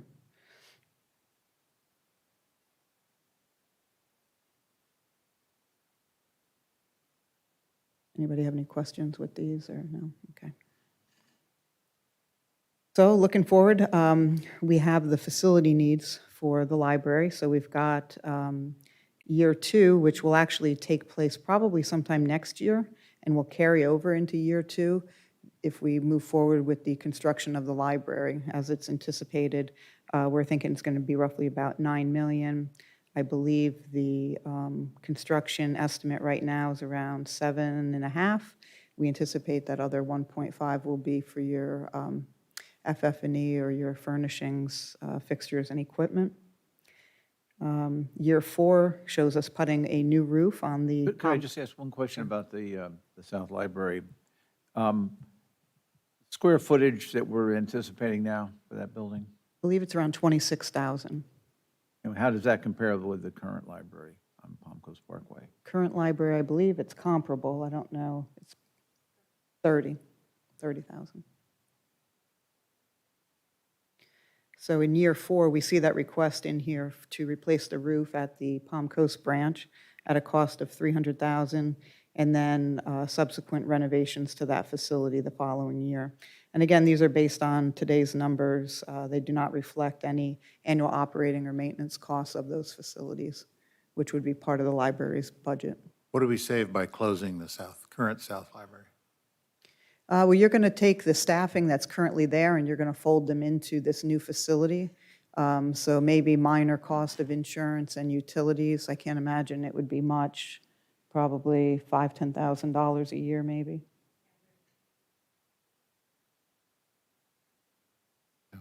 Do we own that building? We do own that. That is a potential for the mental health. Yeah, I was just getting ready to say that. Yes.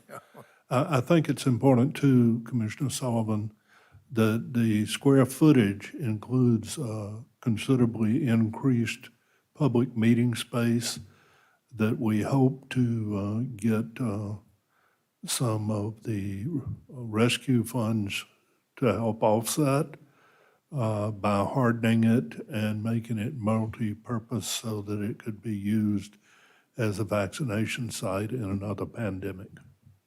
Yeah, we talked about that here in Yeah. the beginning. Greg remembers that.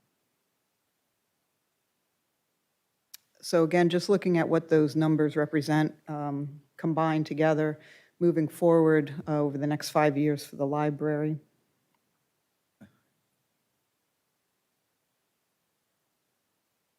Just so you can put it in perspective with the other Yeah, you got to keep competing challenges that you have. So. all these increases together. Right? But now that brings us to the administrative support side, and as you've seen, throughout the county with the downturn, we've never really rebuilt our staffing levels to where they were prior to the turn down in like 2006, 2007, when we experienced layoffs. But with the growth or anticipated growth, you have a need for increased staffing to support those functions. So we've got a couple challenges here where we're looking at staffing needs. You've got increases in minimum wage as part of the Amendment 2 that was passed.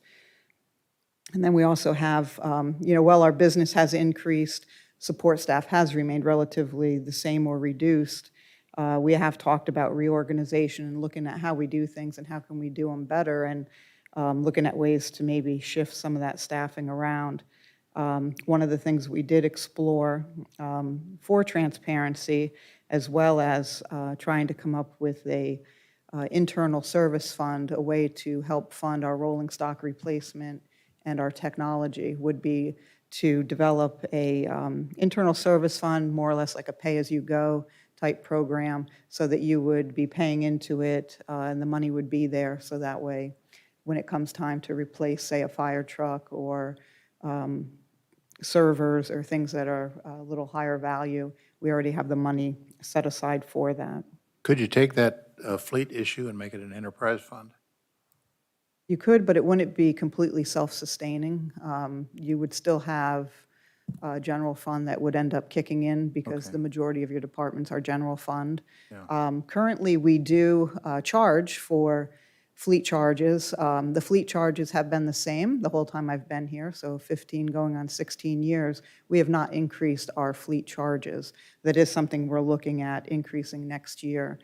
Bringing it in line with market. It would still be below market, but it would be an opportunity to, I guess, realize some additional funding from enterprise or agencies that are outside of our organization to help fund that.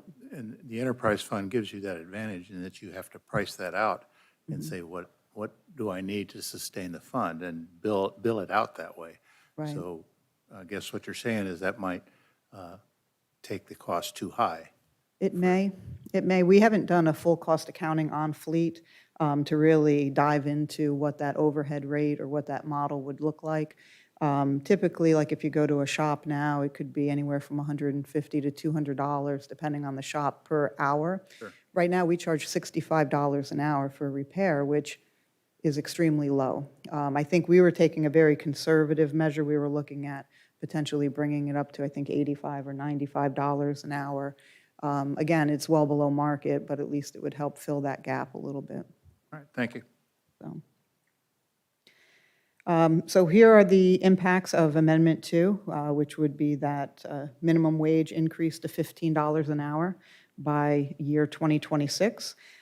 This is not just a cost to adjust affected employees that are currently below the $15 an hour range, but also an adjustment to fix compression issues among existing staff.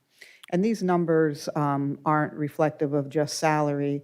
It's also salary and benefits, because if you increase their salary, naturally their benefits are going to be a little elevated. So Can you just give a ballpark out of that, say, year one, $747,000? What's the pure cost of the $15 an hour increase? Well, actually, it doesn't start now.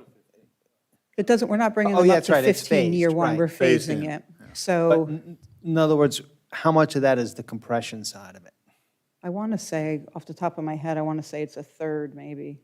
When we were looking at it, I think if you added these up over the 4 years, I think we were around 2.9 million. And I think the cost to affected employees was somewhere around $1 million maybe, something like that. But You know, just another one of my questions, but when you do year one, year two, year three, year four, year one, we have to increase 747,000. Now, the year two number, is that including, you've added 747,000 to the yearly cost, is that 833 in addition to, in year two, the 747 that we added? yes, Yeah, so it keeps. it's going to keep really a growing. multiple, yeah, This is just new money that you need to allocate for each one of these years. Because when you see that increase of 747 from year one, you'll already have that in the department budgets in year two. This is just new money that you're going to have to add to it. Yeah, yeah. Well, that's, Yeah, it's going to be compounded. Yeah, in other words, to break it down, if it was $1 million and we added 747, it would be 1.747, and then the next year, we're adding 833 to the 1.7. Correct. So at the end of this, I think at year 4, you're going to be about 2.9 million. This is just allocating how much each year you need to add. Gotcha. Yeah, and that's the same thing in those other projections we did for the other yes, fire. We're not starting back at zero every year. No, this No. is just, this is just administrative support. yes. So this brings us to the staffing needs moving forward. So that first slide was really just to deal with Amendment 2 and minimum wage. This is looking out over the next 5 years. And like I said, with bringing on additional facilities, you've got the need for additional folks in IT. You've got additional need in human resources as more employees come on board, as well as facilities and fleet who, again, are taking care of the sheriff's vehicles. I believe when I talked to the fleet manager the other day, I think he said he's estimating right now, he's dedicating about 60% of his staff to the sheriff's office right now. And that doesn't take into account if we do add those 75 additional FTEs to his budget. So some of these costs are tied to growth. Some of them are tied to just population increase. So financial services, I think John had touched on it earlier about adding an additional person down in the warehouse to handle surplus. We've got a request from engineering to add 2 positions there, one of a construction inspector as well as an admin assistant. Social services, we've got a request over the next 5 years for 9 additional folks. We've got a SOAR case manager, some homeless case managers, some CNAs, accounting clerk, an affordable housing coordinator, as well as somebody in veteran services. And the increase to Parks and Recreation really has to do with, we're so far behind on our maintenance, and you'll see a common thread of we've got limited resources, we've been able to get by as long as we can. We're continuing to add parks, but we're not adding staff. So this kind of goes along with the same mindset of facilities and fleet and IT and some of these other ones. One more question Sure. as we're in this part. It looks like there's no attempt here, as far as bus transportation, to build some kind of metro bus system in the next 5 years. That would be another added layer of probably several $1 million. I know. No. I just- And I a just- and a I waste just of make- money. I'm looking at the 5 years and saying, We people don't talk ant- about that sometimes. And a waste of money. Yeah. it'd be a I agree, waste. I agree. All right. But people talk about it a lot, but this, Yeah. there's no plan, which is fine with me. Yeah, No right now, plan to do that in the next right 5 now years. you have a lot of competing challenges that if we threw that in the mix, it would, we're trying to go with what our highest priorities are. I'm not pushing it, So, I'm just saying. okay, For 5 years, there's no plan to do that. we're good for another 5 years. We kind of touched on this earlier, I believe, in Chief King's presentation about capital improvement. This includes new construction as well as your capital preservation and maintenance of existing facilities and parks. Technology and IT stuff is in here, as well as our rolling stock fleet replacement. We'll go over a little bit of that. So the CIP, right now, what we're looking at is we need to increase the annual allocation to this fund. Right now, for next year, we put in there $1 million as the minimum. We're looking at, or hoping to get year 2 and beyond, at least $1.5 million in CIP. We'll go over that on another slide. As well as rolling stock, we need $1 million a year minimum. We talked about creating a replacement fund, which would help maybe level it out so that you don't have those peaks and valleys with that fund. Technology, Pardon me, Heidi, but the rolling stock, does that include the sheriff? no, No, okay. no. That's just what you have underneath the board. Right. So the CIP, again, this one's constantly competing for general fund dollars. I can tell you that in the current fiscal year, the request was for $2.4 million, and that's just to maintain what you currently have. That wasn't to build anything new. We didn't have it in the budget, so ultimately we ended up with $640,000. So we're about $1.8 million away from where it should have been funded. Over the next 5 years, it's projected tens of millions of dollars. You could probably allocate anywhere from $5 to $10 million over the next 5 years, and you're still going to have things that you're not funding. That's the reality of where we're at with our current CIP. The current way of doing things, the way we're doing it, it's not sustainable. We're never going to catch up. That brings us up to the rolling stock. It's a similar trend. It's a similar situation. It's competing for general fund. The current budget year, we were looking for $2.4 million. We got just under $1 million. I think you saw on Chief King's request, he's got some out years, and they're all upwards of $1 million. We're only funding this not even at $1 million. We're never going to catch up with this one as well. So we are looking at a new way of doing business, trying to come up with a replacement fund where it would be a pay-as-you-go. you would pay into it. So essentially, if you got a vehicle and it was a $50,000 vehicle and it had a 5-year life expectancy, you would set aside $10,000 each year in anticipation of that last year that you need it, year 6, you would have $50,000 in the bank to pay for it. It's more or less just creating a bank account, trying to level out those costs. Technology, it's another one. It competes against all these other projects. So this year, there was an ask for $775,000. We weren't able to fund it, so we funded it at $450,000. Again, you see a trend, it's unsustainable, so we're never going to catch up. We are looking at doing a replacement fund on this, very similar to what we're looking at doing in the rolling stock. So if you look at these needs over the next 5 years, and you're looking at the capital improvement with technology and rolling stock, on the low end, next year, you're at about 3.8 million. Across the board, it's in excess of 5 million every year. So now this is the big picture. This takes into account everything you saw from the sheriff's needs, fire rescue, the library, administrative, the Amendment 2, the impacts of the CIP, technology and rolling stock. We went conservative for next year, putting it at 9 million. You can see in the out years, it's upwards of 20. And if you're able to initiate this rolling stock plan, that would be on top of this number, Yes. right? You'd have to start putting money in the bank. But that would be on top of this number, Yes. right? And these are all based on today's costs, so subject to go up depending on.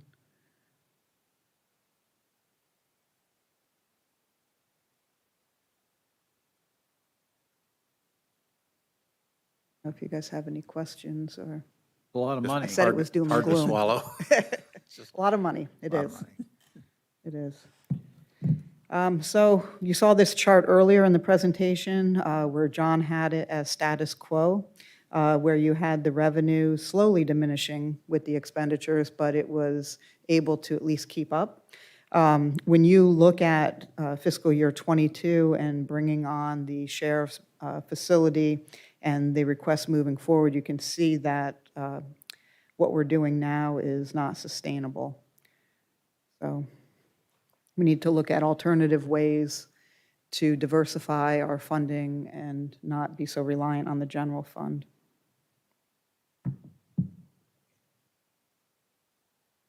I don't know if this is where oh no, we have more. So just to add another layer on top of it, we're going to talk about the beach erosion and flooding. So current projections, and you're going to have something come back to the board. Faith, I know, is working with her consultant to come back with a management plan for beach and erosion. And this is like very high level. They will come back to you, I think, coming up in the next month or so with their plan or where they're at with that. But what we've seen so far, and we just wanted to add this as a layer, current projections upwards of 200 million. The majority of it is funded through other sources. However, we need to be able to cash flow because it is reimbursement based. So you have to lay the money out, seek reimbursement. So we do need to have enough upfront cash to fund that, knowing that it will be reimbursed. But looking at some of the out years, some of these requirements go beyond our capacity. And we just wanted to show you. This is a table that Faith had provided to us. I tried condensing it. And you look at some of these, really the local share column is what you need to worry about as far as the money you'd be putting out without getting reimbursed.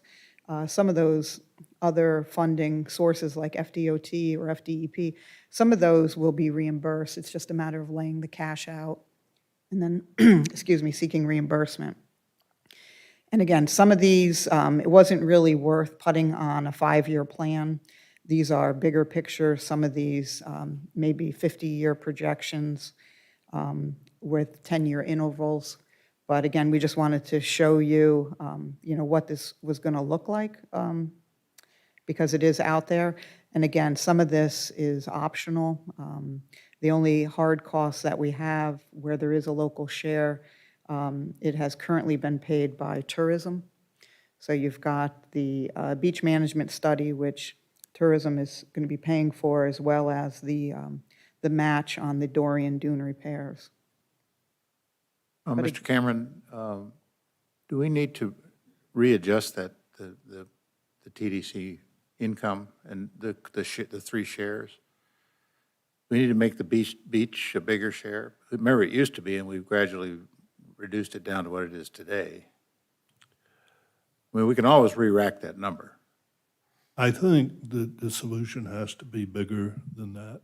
Well, I was just saying that would help. I think that if you don't come up with an overall solution, and we'll talk about some of the potential for that, you could pretty much devastate TDC where it couldn't do anything else and still not address this I issue. understand that, right. And I think it requires a more global solution than TDC can provide. Okay, thank you. Again, these are just numbers that we threw out there. Faith had shared them with us. We wanted to share them with you. Some of it's conceptual and more or less for planning purposes, but these are some figures that she was able to pull together for us. Since we're talking about it, the beach management study, do we have like an idea of when that's going to be completed or ready for some kind of initial review? You have Very you have a firm that you already have on board that's looking to come to you and speak. I don't know if it's in workshop or if it's going to be at a commission meeting, but I want to say it's in the next month or two. Good, good. So you'll have- That's important that we. Yeah. So I think this is where I hand it over to John for the closing. He's the solution man, so.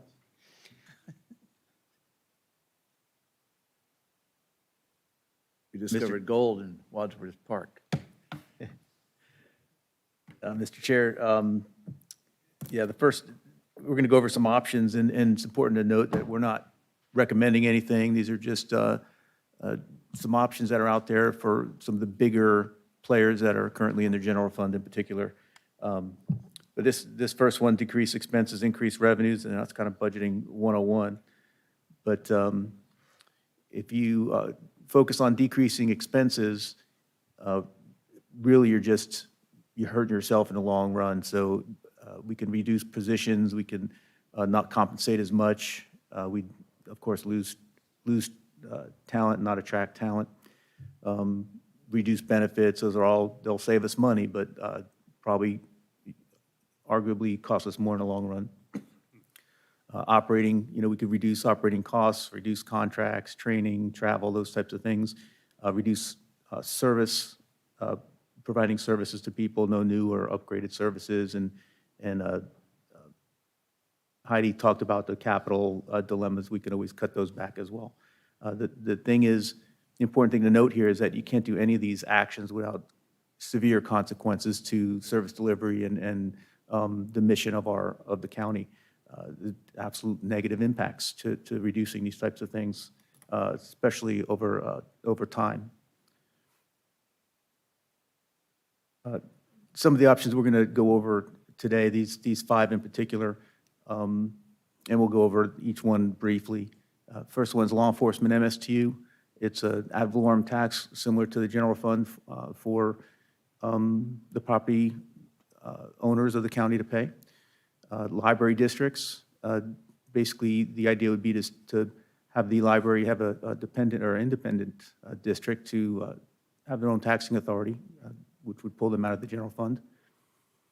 The half-cent small county sales surtax, currently we do half of that penny right now, and we have the other half to do with the only county in the state that has the capacity or the ability to charge this surtax and not do the full cent. We're the only one that only does a half a cent.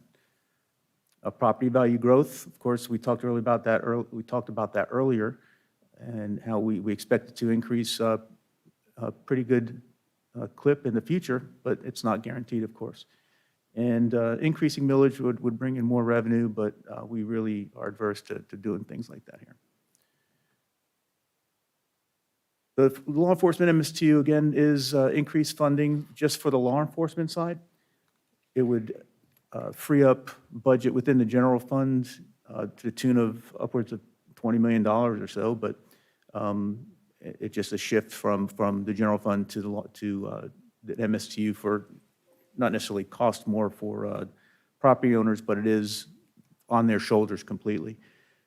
We would have to have agreements with each of the municipalities, and really the only way to make this a viable option would be if all the municipalities signed on for the long term. We wouldn't want to have, do this and a couple years down the road, have someone pull out. It would not be beneficial in that respect. And of course, this one, the MST law enforcement is not supported by the sheriff. We're going to make sure we put that out there. Could I just ask on that? Yes, sir. Isn't there a problem also that the sheriff does have a route he can go back to the state on if he feels the county or the cities are not providing necessary funding? So if he's already saying not supported by the sheriff, probably if we tried to, we'd have to do a lot of moving around money to do this, right? Well, the sheriff, Yeah. he always has an option to go go to the governor to dispute his budget if he's not happy with the budget. He always has that option. I just see what he's already saying. He's not supported this, any kind of move like this already. So I just see that all kinds of complications if we try to go that route. There's certainly some downside to this approach. It is complicated, and it would require some extraordinary cooperation between the various jurisdictions. The same can probably be said for a library district, that it'd be very difficult to get that in place, and you would have to get a lot of support from other jurisdictions to do that. It'd be difficult. These are just thrown out as the possibilities. I think that at the end of this, I can help boil this down to the most obvious approaches, but these are things that are out there.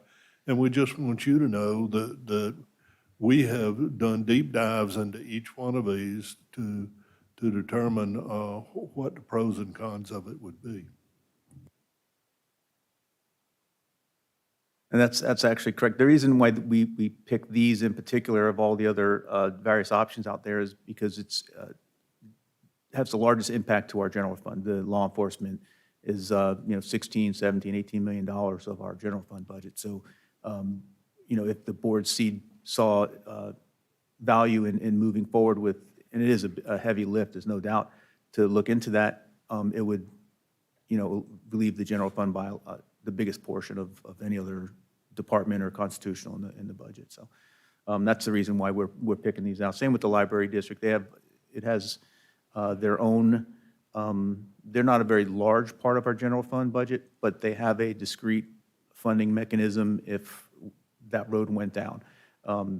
The idea here would be an independent library district they would end up having their own board and their own taxing authority, those types of things. They would basically be a separate entity from the board. Just one That may last be good. question, and because I'm just, there's a limitation on your millage rate to 10% in this state. So we're at 8 point whatever it is right 1.2. now. So theoretically, if you wanted to do one of these, cutouts, it's doing two things. One, it's used sometimes because people, the county is getting, or the city is getting so close to that 10%, they have no place else they can go. So they, in order to avoid hitting the 10% limitation, they set up a library thing, or that kind of thing. We're not there quite yet, and I have my doubts how much we reduce the millage rate if we tried to establish one of these other funds. So I think that's the hard sell to me, is you'd be saying, really, it's a millage rate increase is really what it comes down to. Well, Jerry, isn't the most common cutout is the fire department in our other counties in the state? Isn't that the one that they separate out to reduce when they get up too close to 10%? That is a common practice, and certainly the county to the north has that. And that's one of the things that would be doable if the board chose to do it. There are some other options that you might prefer. Mr. Cameron, we're not considering in any of this the growth of our industry. I mean, it seems like we've left off that. There's still a large potential revenue source if we grow industry in the county. Well, certainly, you want to increase your industrial commercial in proportion to your residential. We are very heavily residential right now. That has some advantages in that it's not limited by the 3% homestead or Save Our Homes. It has some limitations, but they're not near as tight as 3%.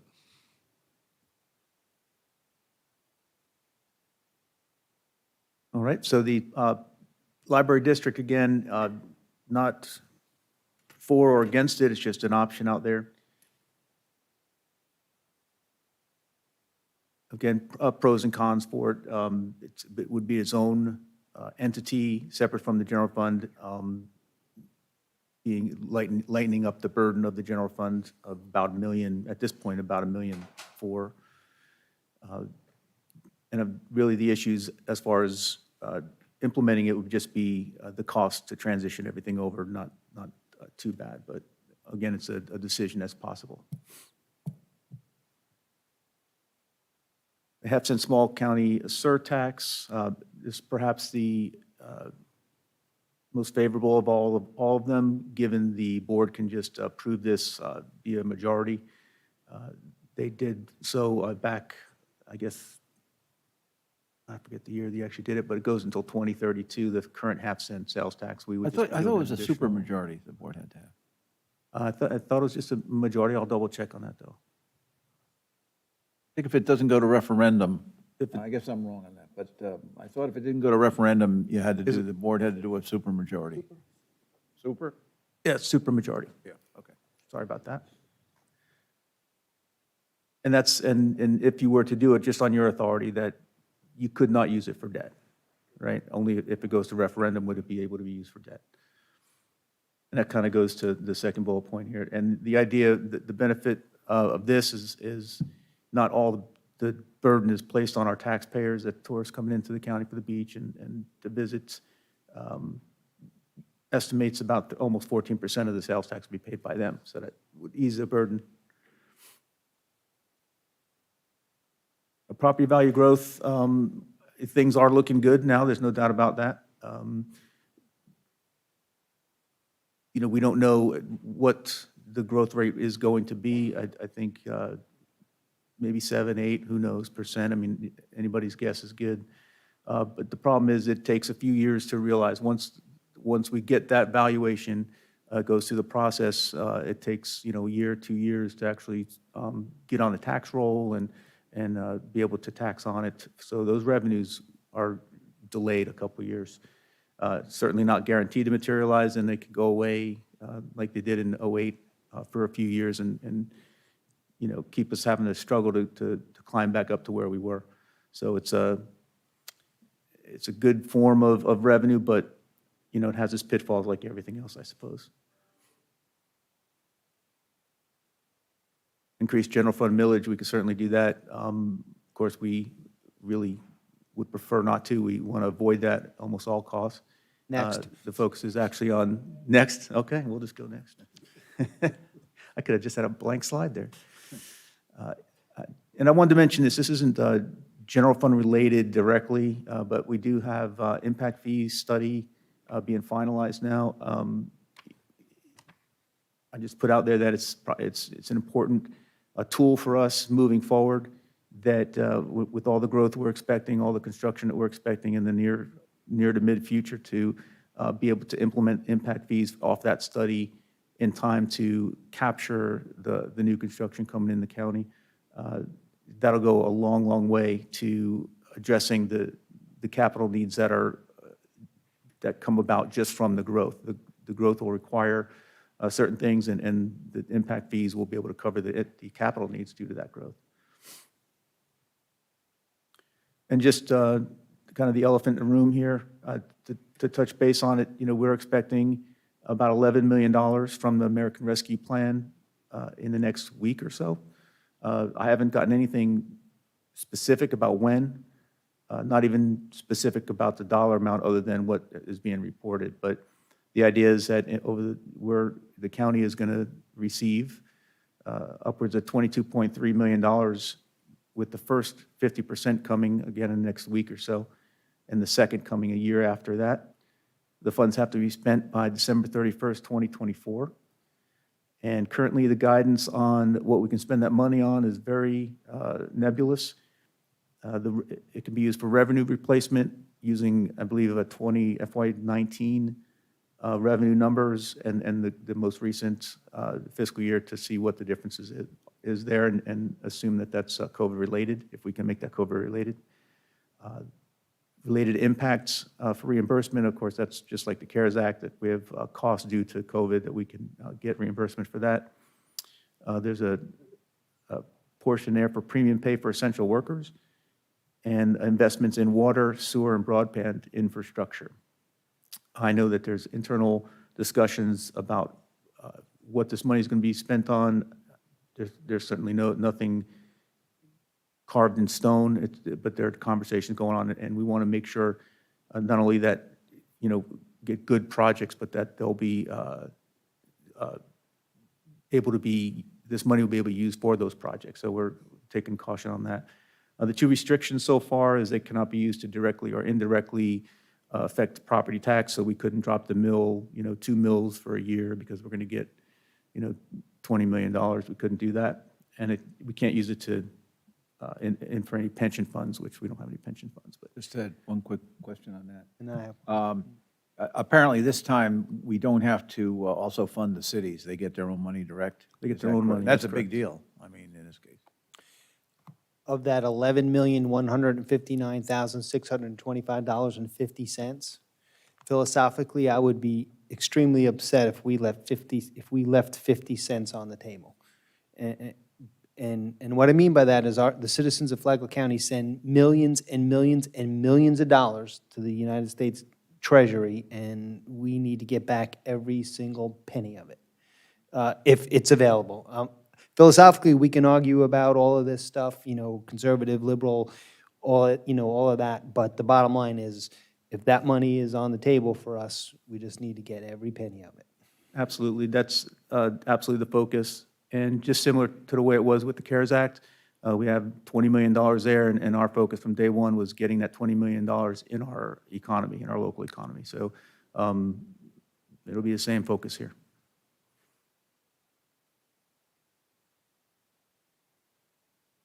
So we wanted to show where we want to be, what our goals are, and where we are in relation to those goals. We think it's a good idea to be about 80% of maximum millage rate, which would be 8 mills. Right now, we're at 8.1297 mills, corresponding to 81.297% of that maximum. So we're a little above where we'd like to be there. The debt, we'd like to reduce our debt exposure to strengthen our financial position. And we're doing that by paying off our debt early and refinancing debt for lower, more favorable interest rates. As I mentioned earlier, the two debt ratios there, we're well below the two debt ratios, or well in compliance with the two debt ratios, I should say. And our reserves, the third leg of the stool that Mr. Cameron always refers to, the reserves, in addition to the annual 5% for normal operations, we want to work towards 3/12 of operating revenue, which is, we believe, is ideal given the position as a coastal community and in line with best practices. And currently, we are projecting to meet the goal of 2/12 and moving towards our 3/12 goal, hopefully within a year or so. So we're on the right track. So for every new dollar in additional revenue, ad valorem revenue, 25 cents out of that dollar in best practice, or what you would envision, would be retained in reserves. I mean, that's what 3/12 is. So 1/12 of operating is about $7 million for us. By putting 3/12 would be $21 million in for cash flow purposes and for reserves and to cash flow emergencies like hurricanes that come in, that we can cash flow those things. Yeah. If you meant, and I wasn't following your percentage, I I apologize. was just going the other direction. I was saying, you know, if your goal is 3/12 of operating revenue, for every new dollar that we have in revenue, 25 cents of that dollar needs to go to reserves, and we're not going to spend it. Understood, with one caveat, I wouldn't say new revenue. I think this is in large part going to be part of what we call our cash carry forwards, or some old people like me call fund balance, I guess. So it's one-time revenue that we have. But Some of it is new. if we got to where we were at, you know, the 3/12 now, then anything new we collect, you know, additional revenue, you could spend 75% of it is, I Right. guess, the other way. Everything else being equal. Yes, sir. Yeah. Yes. Right. Yeah. I'll get there with you, Mr. Chair. All right, the great thank you slide. George Hans Bridge. If, are there any questions before I kind of summarize? Well, one question that I have is on some of the things we talked about, alternatives for funding, it would be very helpful to see some projections of what we could accomplish, you know, what kind of money we're talking about, you know, in terms of the extra half-cent sales tax, you know, impact fees, those kinds of things. I don't see any projections. Actually, we kicked those around, and you will definitely be seeing those. But for instance, the half-cent sales tax would produce today just under $3 million. If you dedicated that to public safety and you split it between the fire department and the sheriff's department, that's $1.5 million each per year increase in the budget will go a long way toward reducing those impacts on the general fund. If you take the impact fees and you use those to finance new capital requirements that occur as a result of growth, they will seriously impact or reduce the amount of capital that you would have to come up with otherwise for things like sheriff's substations, libraries, expansions of any kind. And those are two obvious ones that number one is the sales tax is a way to recapture the significant impact that tourists and people out of county cost your services, which are now picked up solely by the citizens of Flagler County. That's a good saving grace there, and it relieves them of having to pick up a lot of these additional expenses. The impact fees, if they're correctly implemented and the studies are correct, then they are having the people that are creating the impacts pay for those impacts instead of the existing citizens having to pay for the impacts. So those are two obvious ones that are out there. And where we focus administration, or you as a board focus, administration, the folks, particularly in the financial section, have shown that they are capable of taking direction and moving it forward. For instance, when I got here, the fund balances, I was told, were in the neighborhood of $4 to $5 million.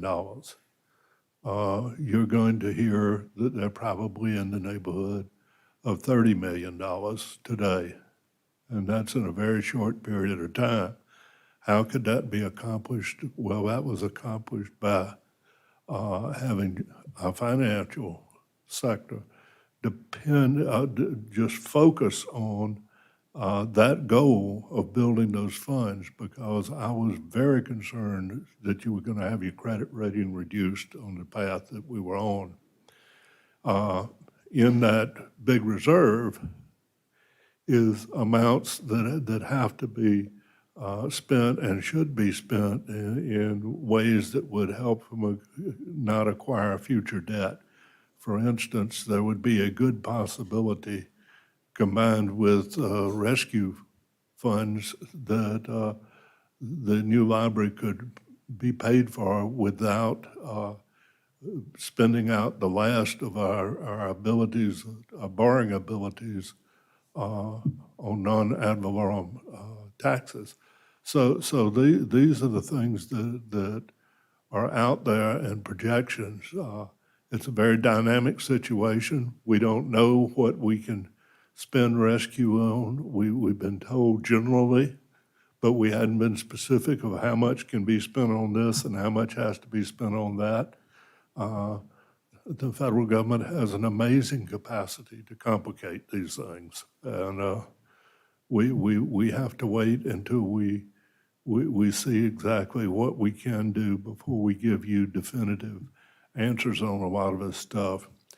But I'd like to close by sharing something with you that happened last Friday when John Delaney came to the leadership retreat, and he talked about when he took office and he had all of this backlog of capital that hadn't been taken care of and millions of dollars, and trying to come up with a plan to address it. He gave an analogy that I thought was just a wonderful analogy. He said that he lives on the beach, and one day he took his 4-year-old son by the hand and walked down to the water's edge. And as he got there, the boy said, "Let go of my hand." And he did, and they stepped out, and, you know, the waves started pulling at his feet, and the sand started to shift out from under his feet, and he said, "Take my hand, take my hand." And he said at that moment, there was that bond, and he looked at the shadow of himself and the little small guy reaching up and holding his hand, and he wished that that moment would never pass. It was one of the high points of his life. But he realized that no matter how much he wanted that child to stay the same, that he could not stop it from growing. And his challenge was to make sure he grew in the right way, and he had the right investments in his education and his upbringing and so forth. And that's kind of, well, it's not kind of, it's exactly where Flagler County finds itself. We have the 4-year-old boy, and we can't stop it from changing no matter how many people come and sit in here and oppose every change. It's going to change. It's going to grow just as the child's going to grow. And we have to figure out how to make sure that we have that to grow to be the best that it can be. And it requires investment. And you have to make decisions about who's going to make the investments and how they're going to be made. And I believe that the strategic plan, as it is now and as it will be refined in future years, is your roadmap to accomplishing just that. I'm proud of the way that the staff has put this initial offering together. Since there'd never been one, they didn't have anything to work off of. And in my opinion, they've done a great job. And I hope that it has given you a better ability to see what you will be facing in the future. I think we'll go down the line with Commissioner additional questions or comments. Commissioner? Well, first off, I appreciate all the information. It's a lot to digest. So I've been over here just absorbing as much as I can. There'll be lots of time for questions and analysis. One question about the half penny. Is that separate from the school district's half penny? It won't affect that at all? Okay, Yes, sir, it's completely separate. great, thank you. No, I just think on the taxing units, personally, I would like to see other successful attempts at it. So if you had some background in Florida of examples where that went through, and that way I could do some research on their challenges and the obstacles that they had to overcome. Are there specifics that you wanted to see, or just in general? Just in general, just the community objections, the challenges they face, the hurdles, just to do some background reading. Okay, we'll try to run those down. There is a common theme on all of them, I can tell you before we look. We don't want any more taxes. Right. Well, in a brief review, sitting up here, it appears the easy thing is to throw out misinformation to pull support if you're one way or the other. So I'm just trying to get an idea of those.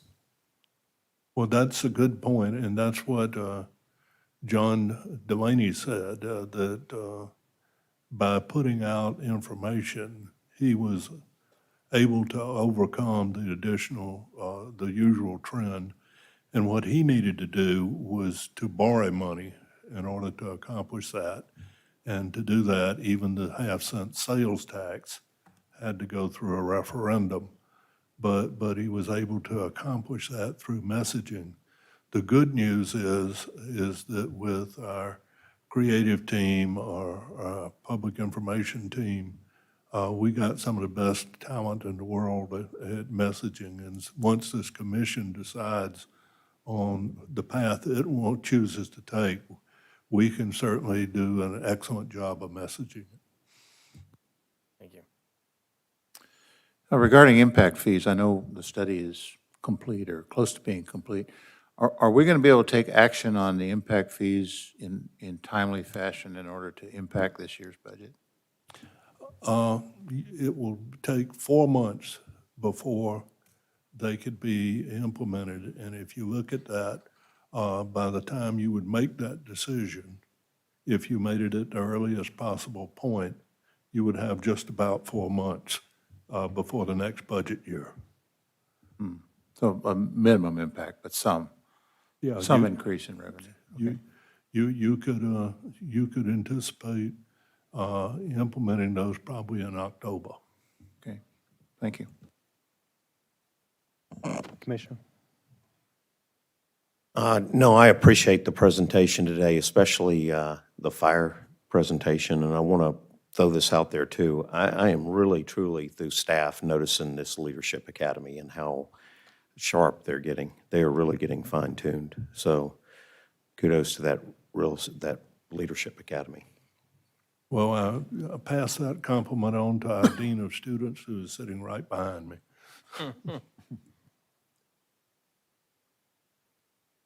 Well, I just want to say, yes, I think that it's very informative to get this strategic plan briefing, because it points out to me some of the really big challenges that we face. However, I can't resist this, Jerry. But Mr. Delaney also made one other comment that I remember him in his speech the other day, and it was concerning one of my favorite topics was building the South Library. If you remember, what he said was one of his absolute most important goals was to have a library within walking distance of every child in the county. So, and that was one of his goals. So like we're talking 10 minutes, a mile, that kind of thing. So he gave a lot of strong support to go forward with the library system. Well, sir, if you can get 2 of your colleagues to go along with you, we can do as much as you want in the way of libraries. Understood. Just wanted to point out that Mr. John Delaney did make that comment, along with the other comments he made. That's it. Thanks. My 2 cents here is, I'm looking at this picture, this last slide you have up here, and I'm looking at the George Hans Bridge. I think that's what that is there in Princess Place, and I'm reminded of the fact that Commissioner Hans, who's my predecessor, served for 24 years, and saw a lot of ups and downs and changes in the county over that time. But the one thing I keep coming back to is the fact that there really is no normal. I keep thinking, well, we'll plan ahead here and we're going to be more normal times, but I don't think there's never going to be a normal. And there probably wasn't during Commissioner Hans's 24 years either. Since the time that my fellow commissioners have been serving, we've had, hurricanes, we've had COVID, and there's not been really any normal times. And I don't suspect that that will be the case going forward. So I appreciate the forward thinking. I appreciate the effort to help think about how we can plan for the future, and I know we're going to do that, and I feel good about the work that we're starting.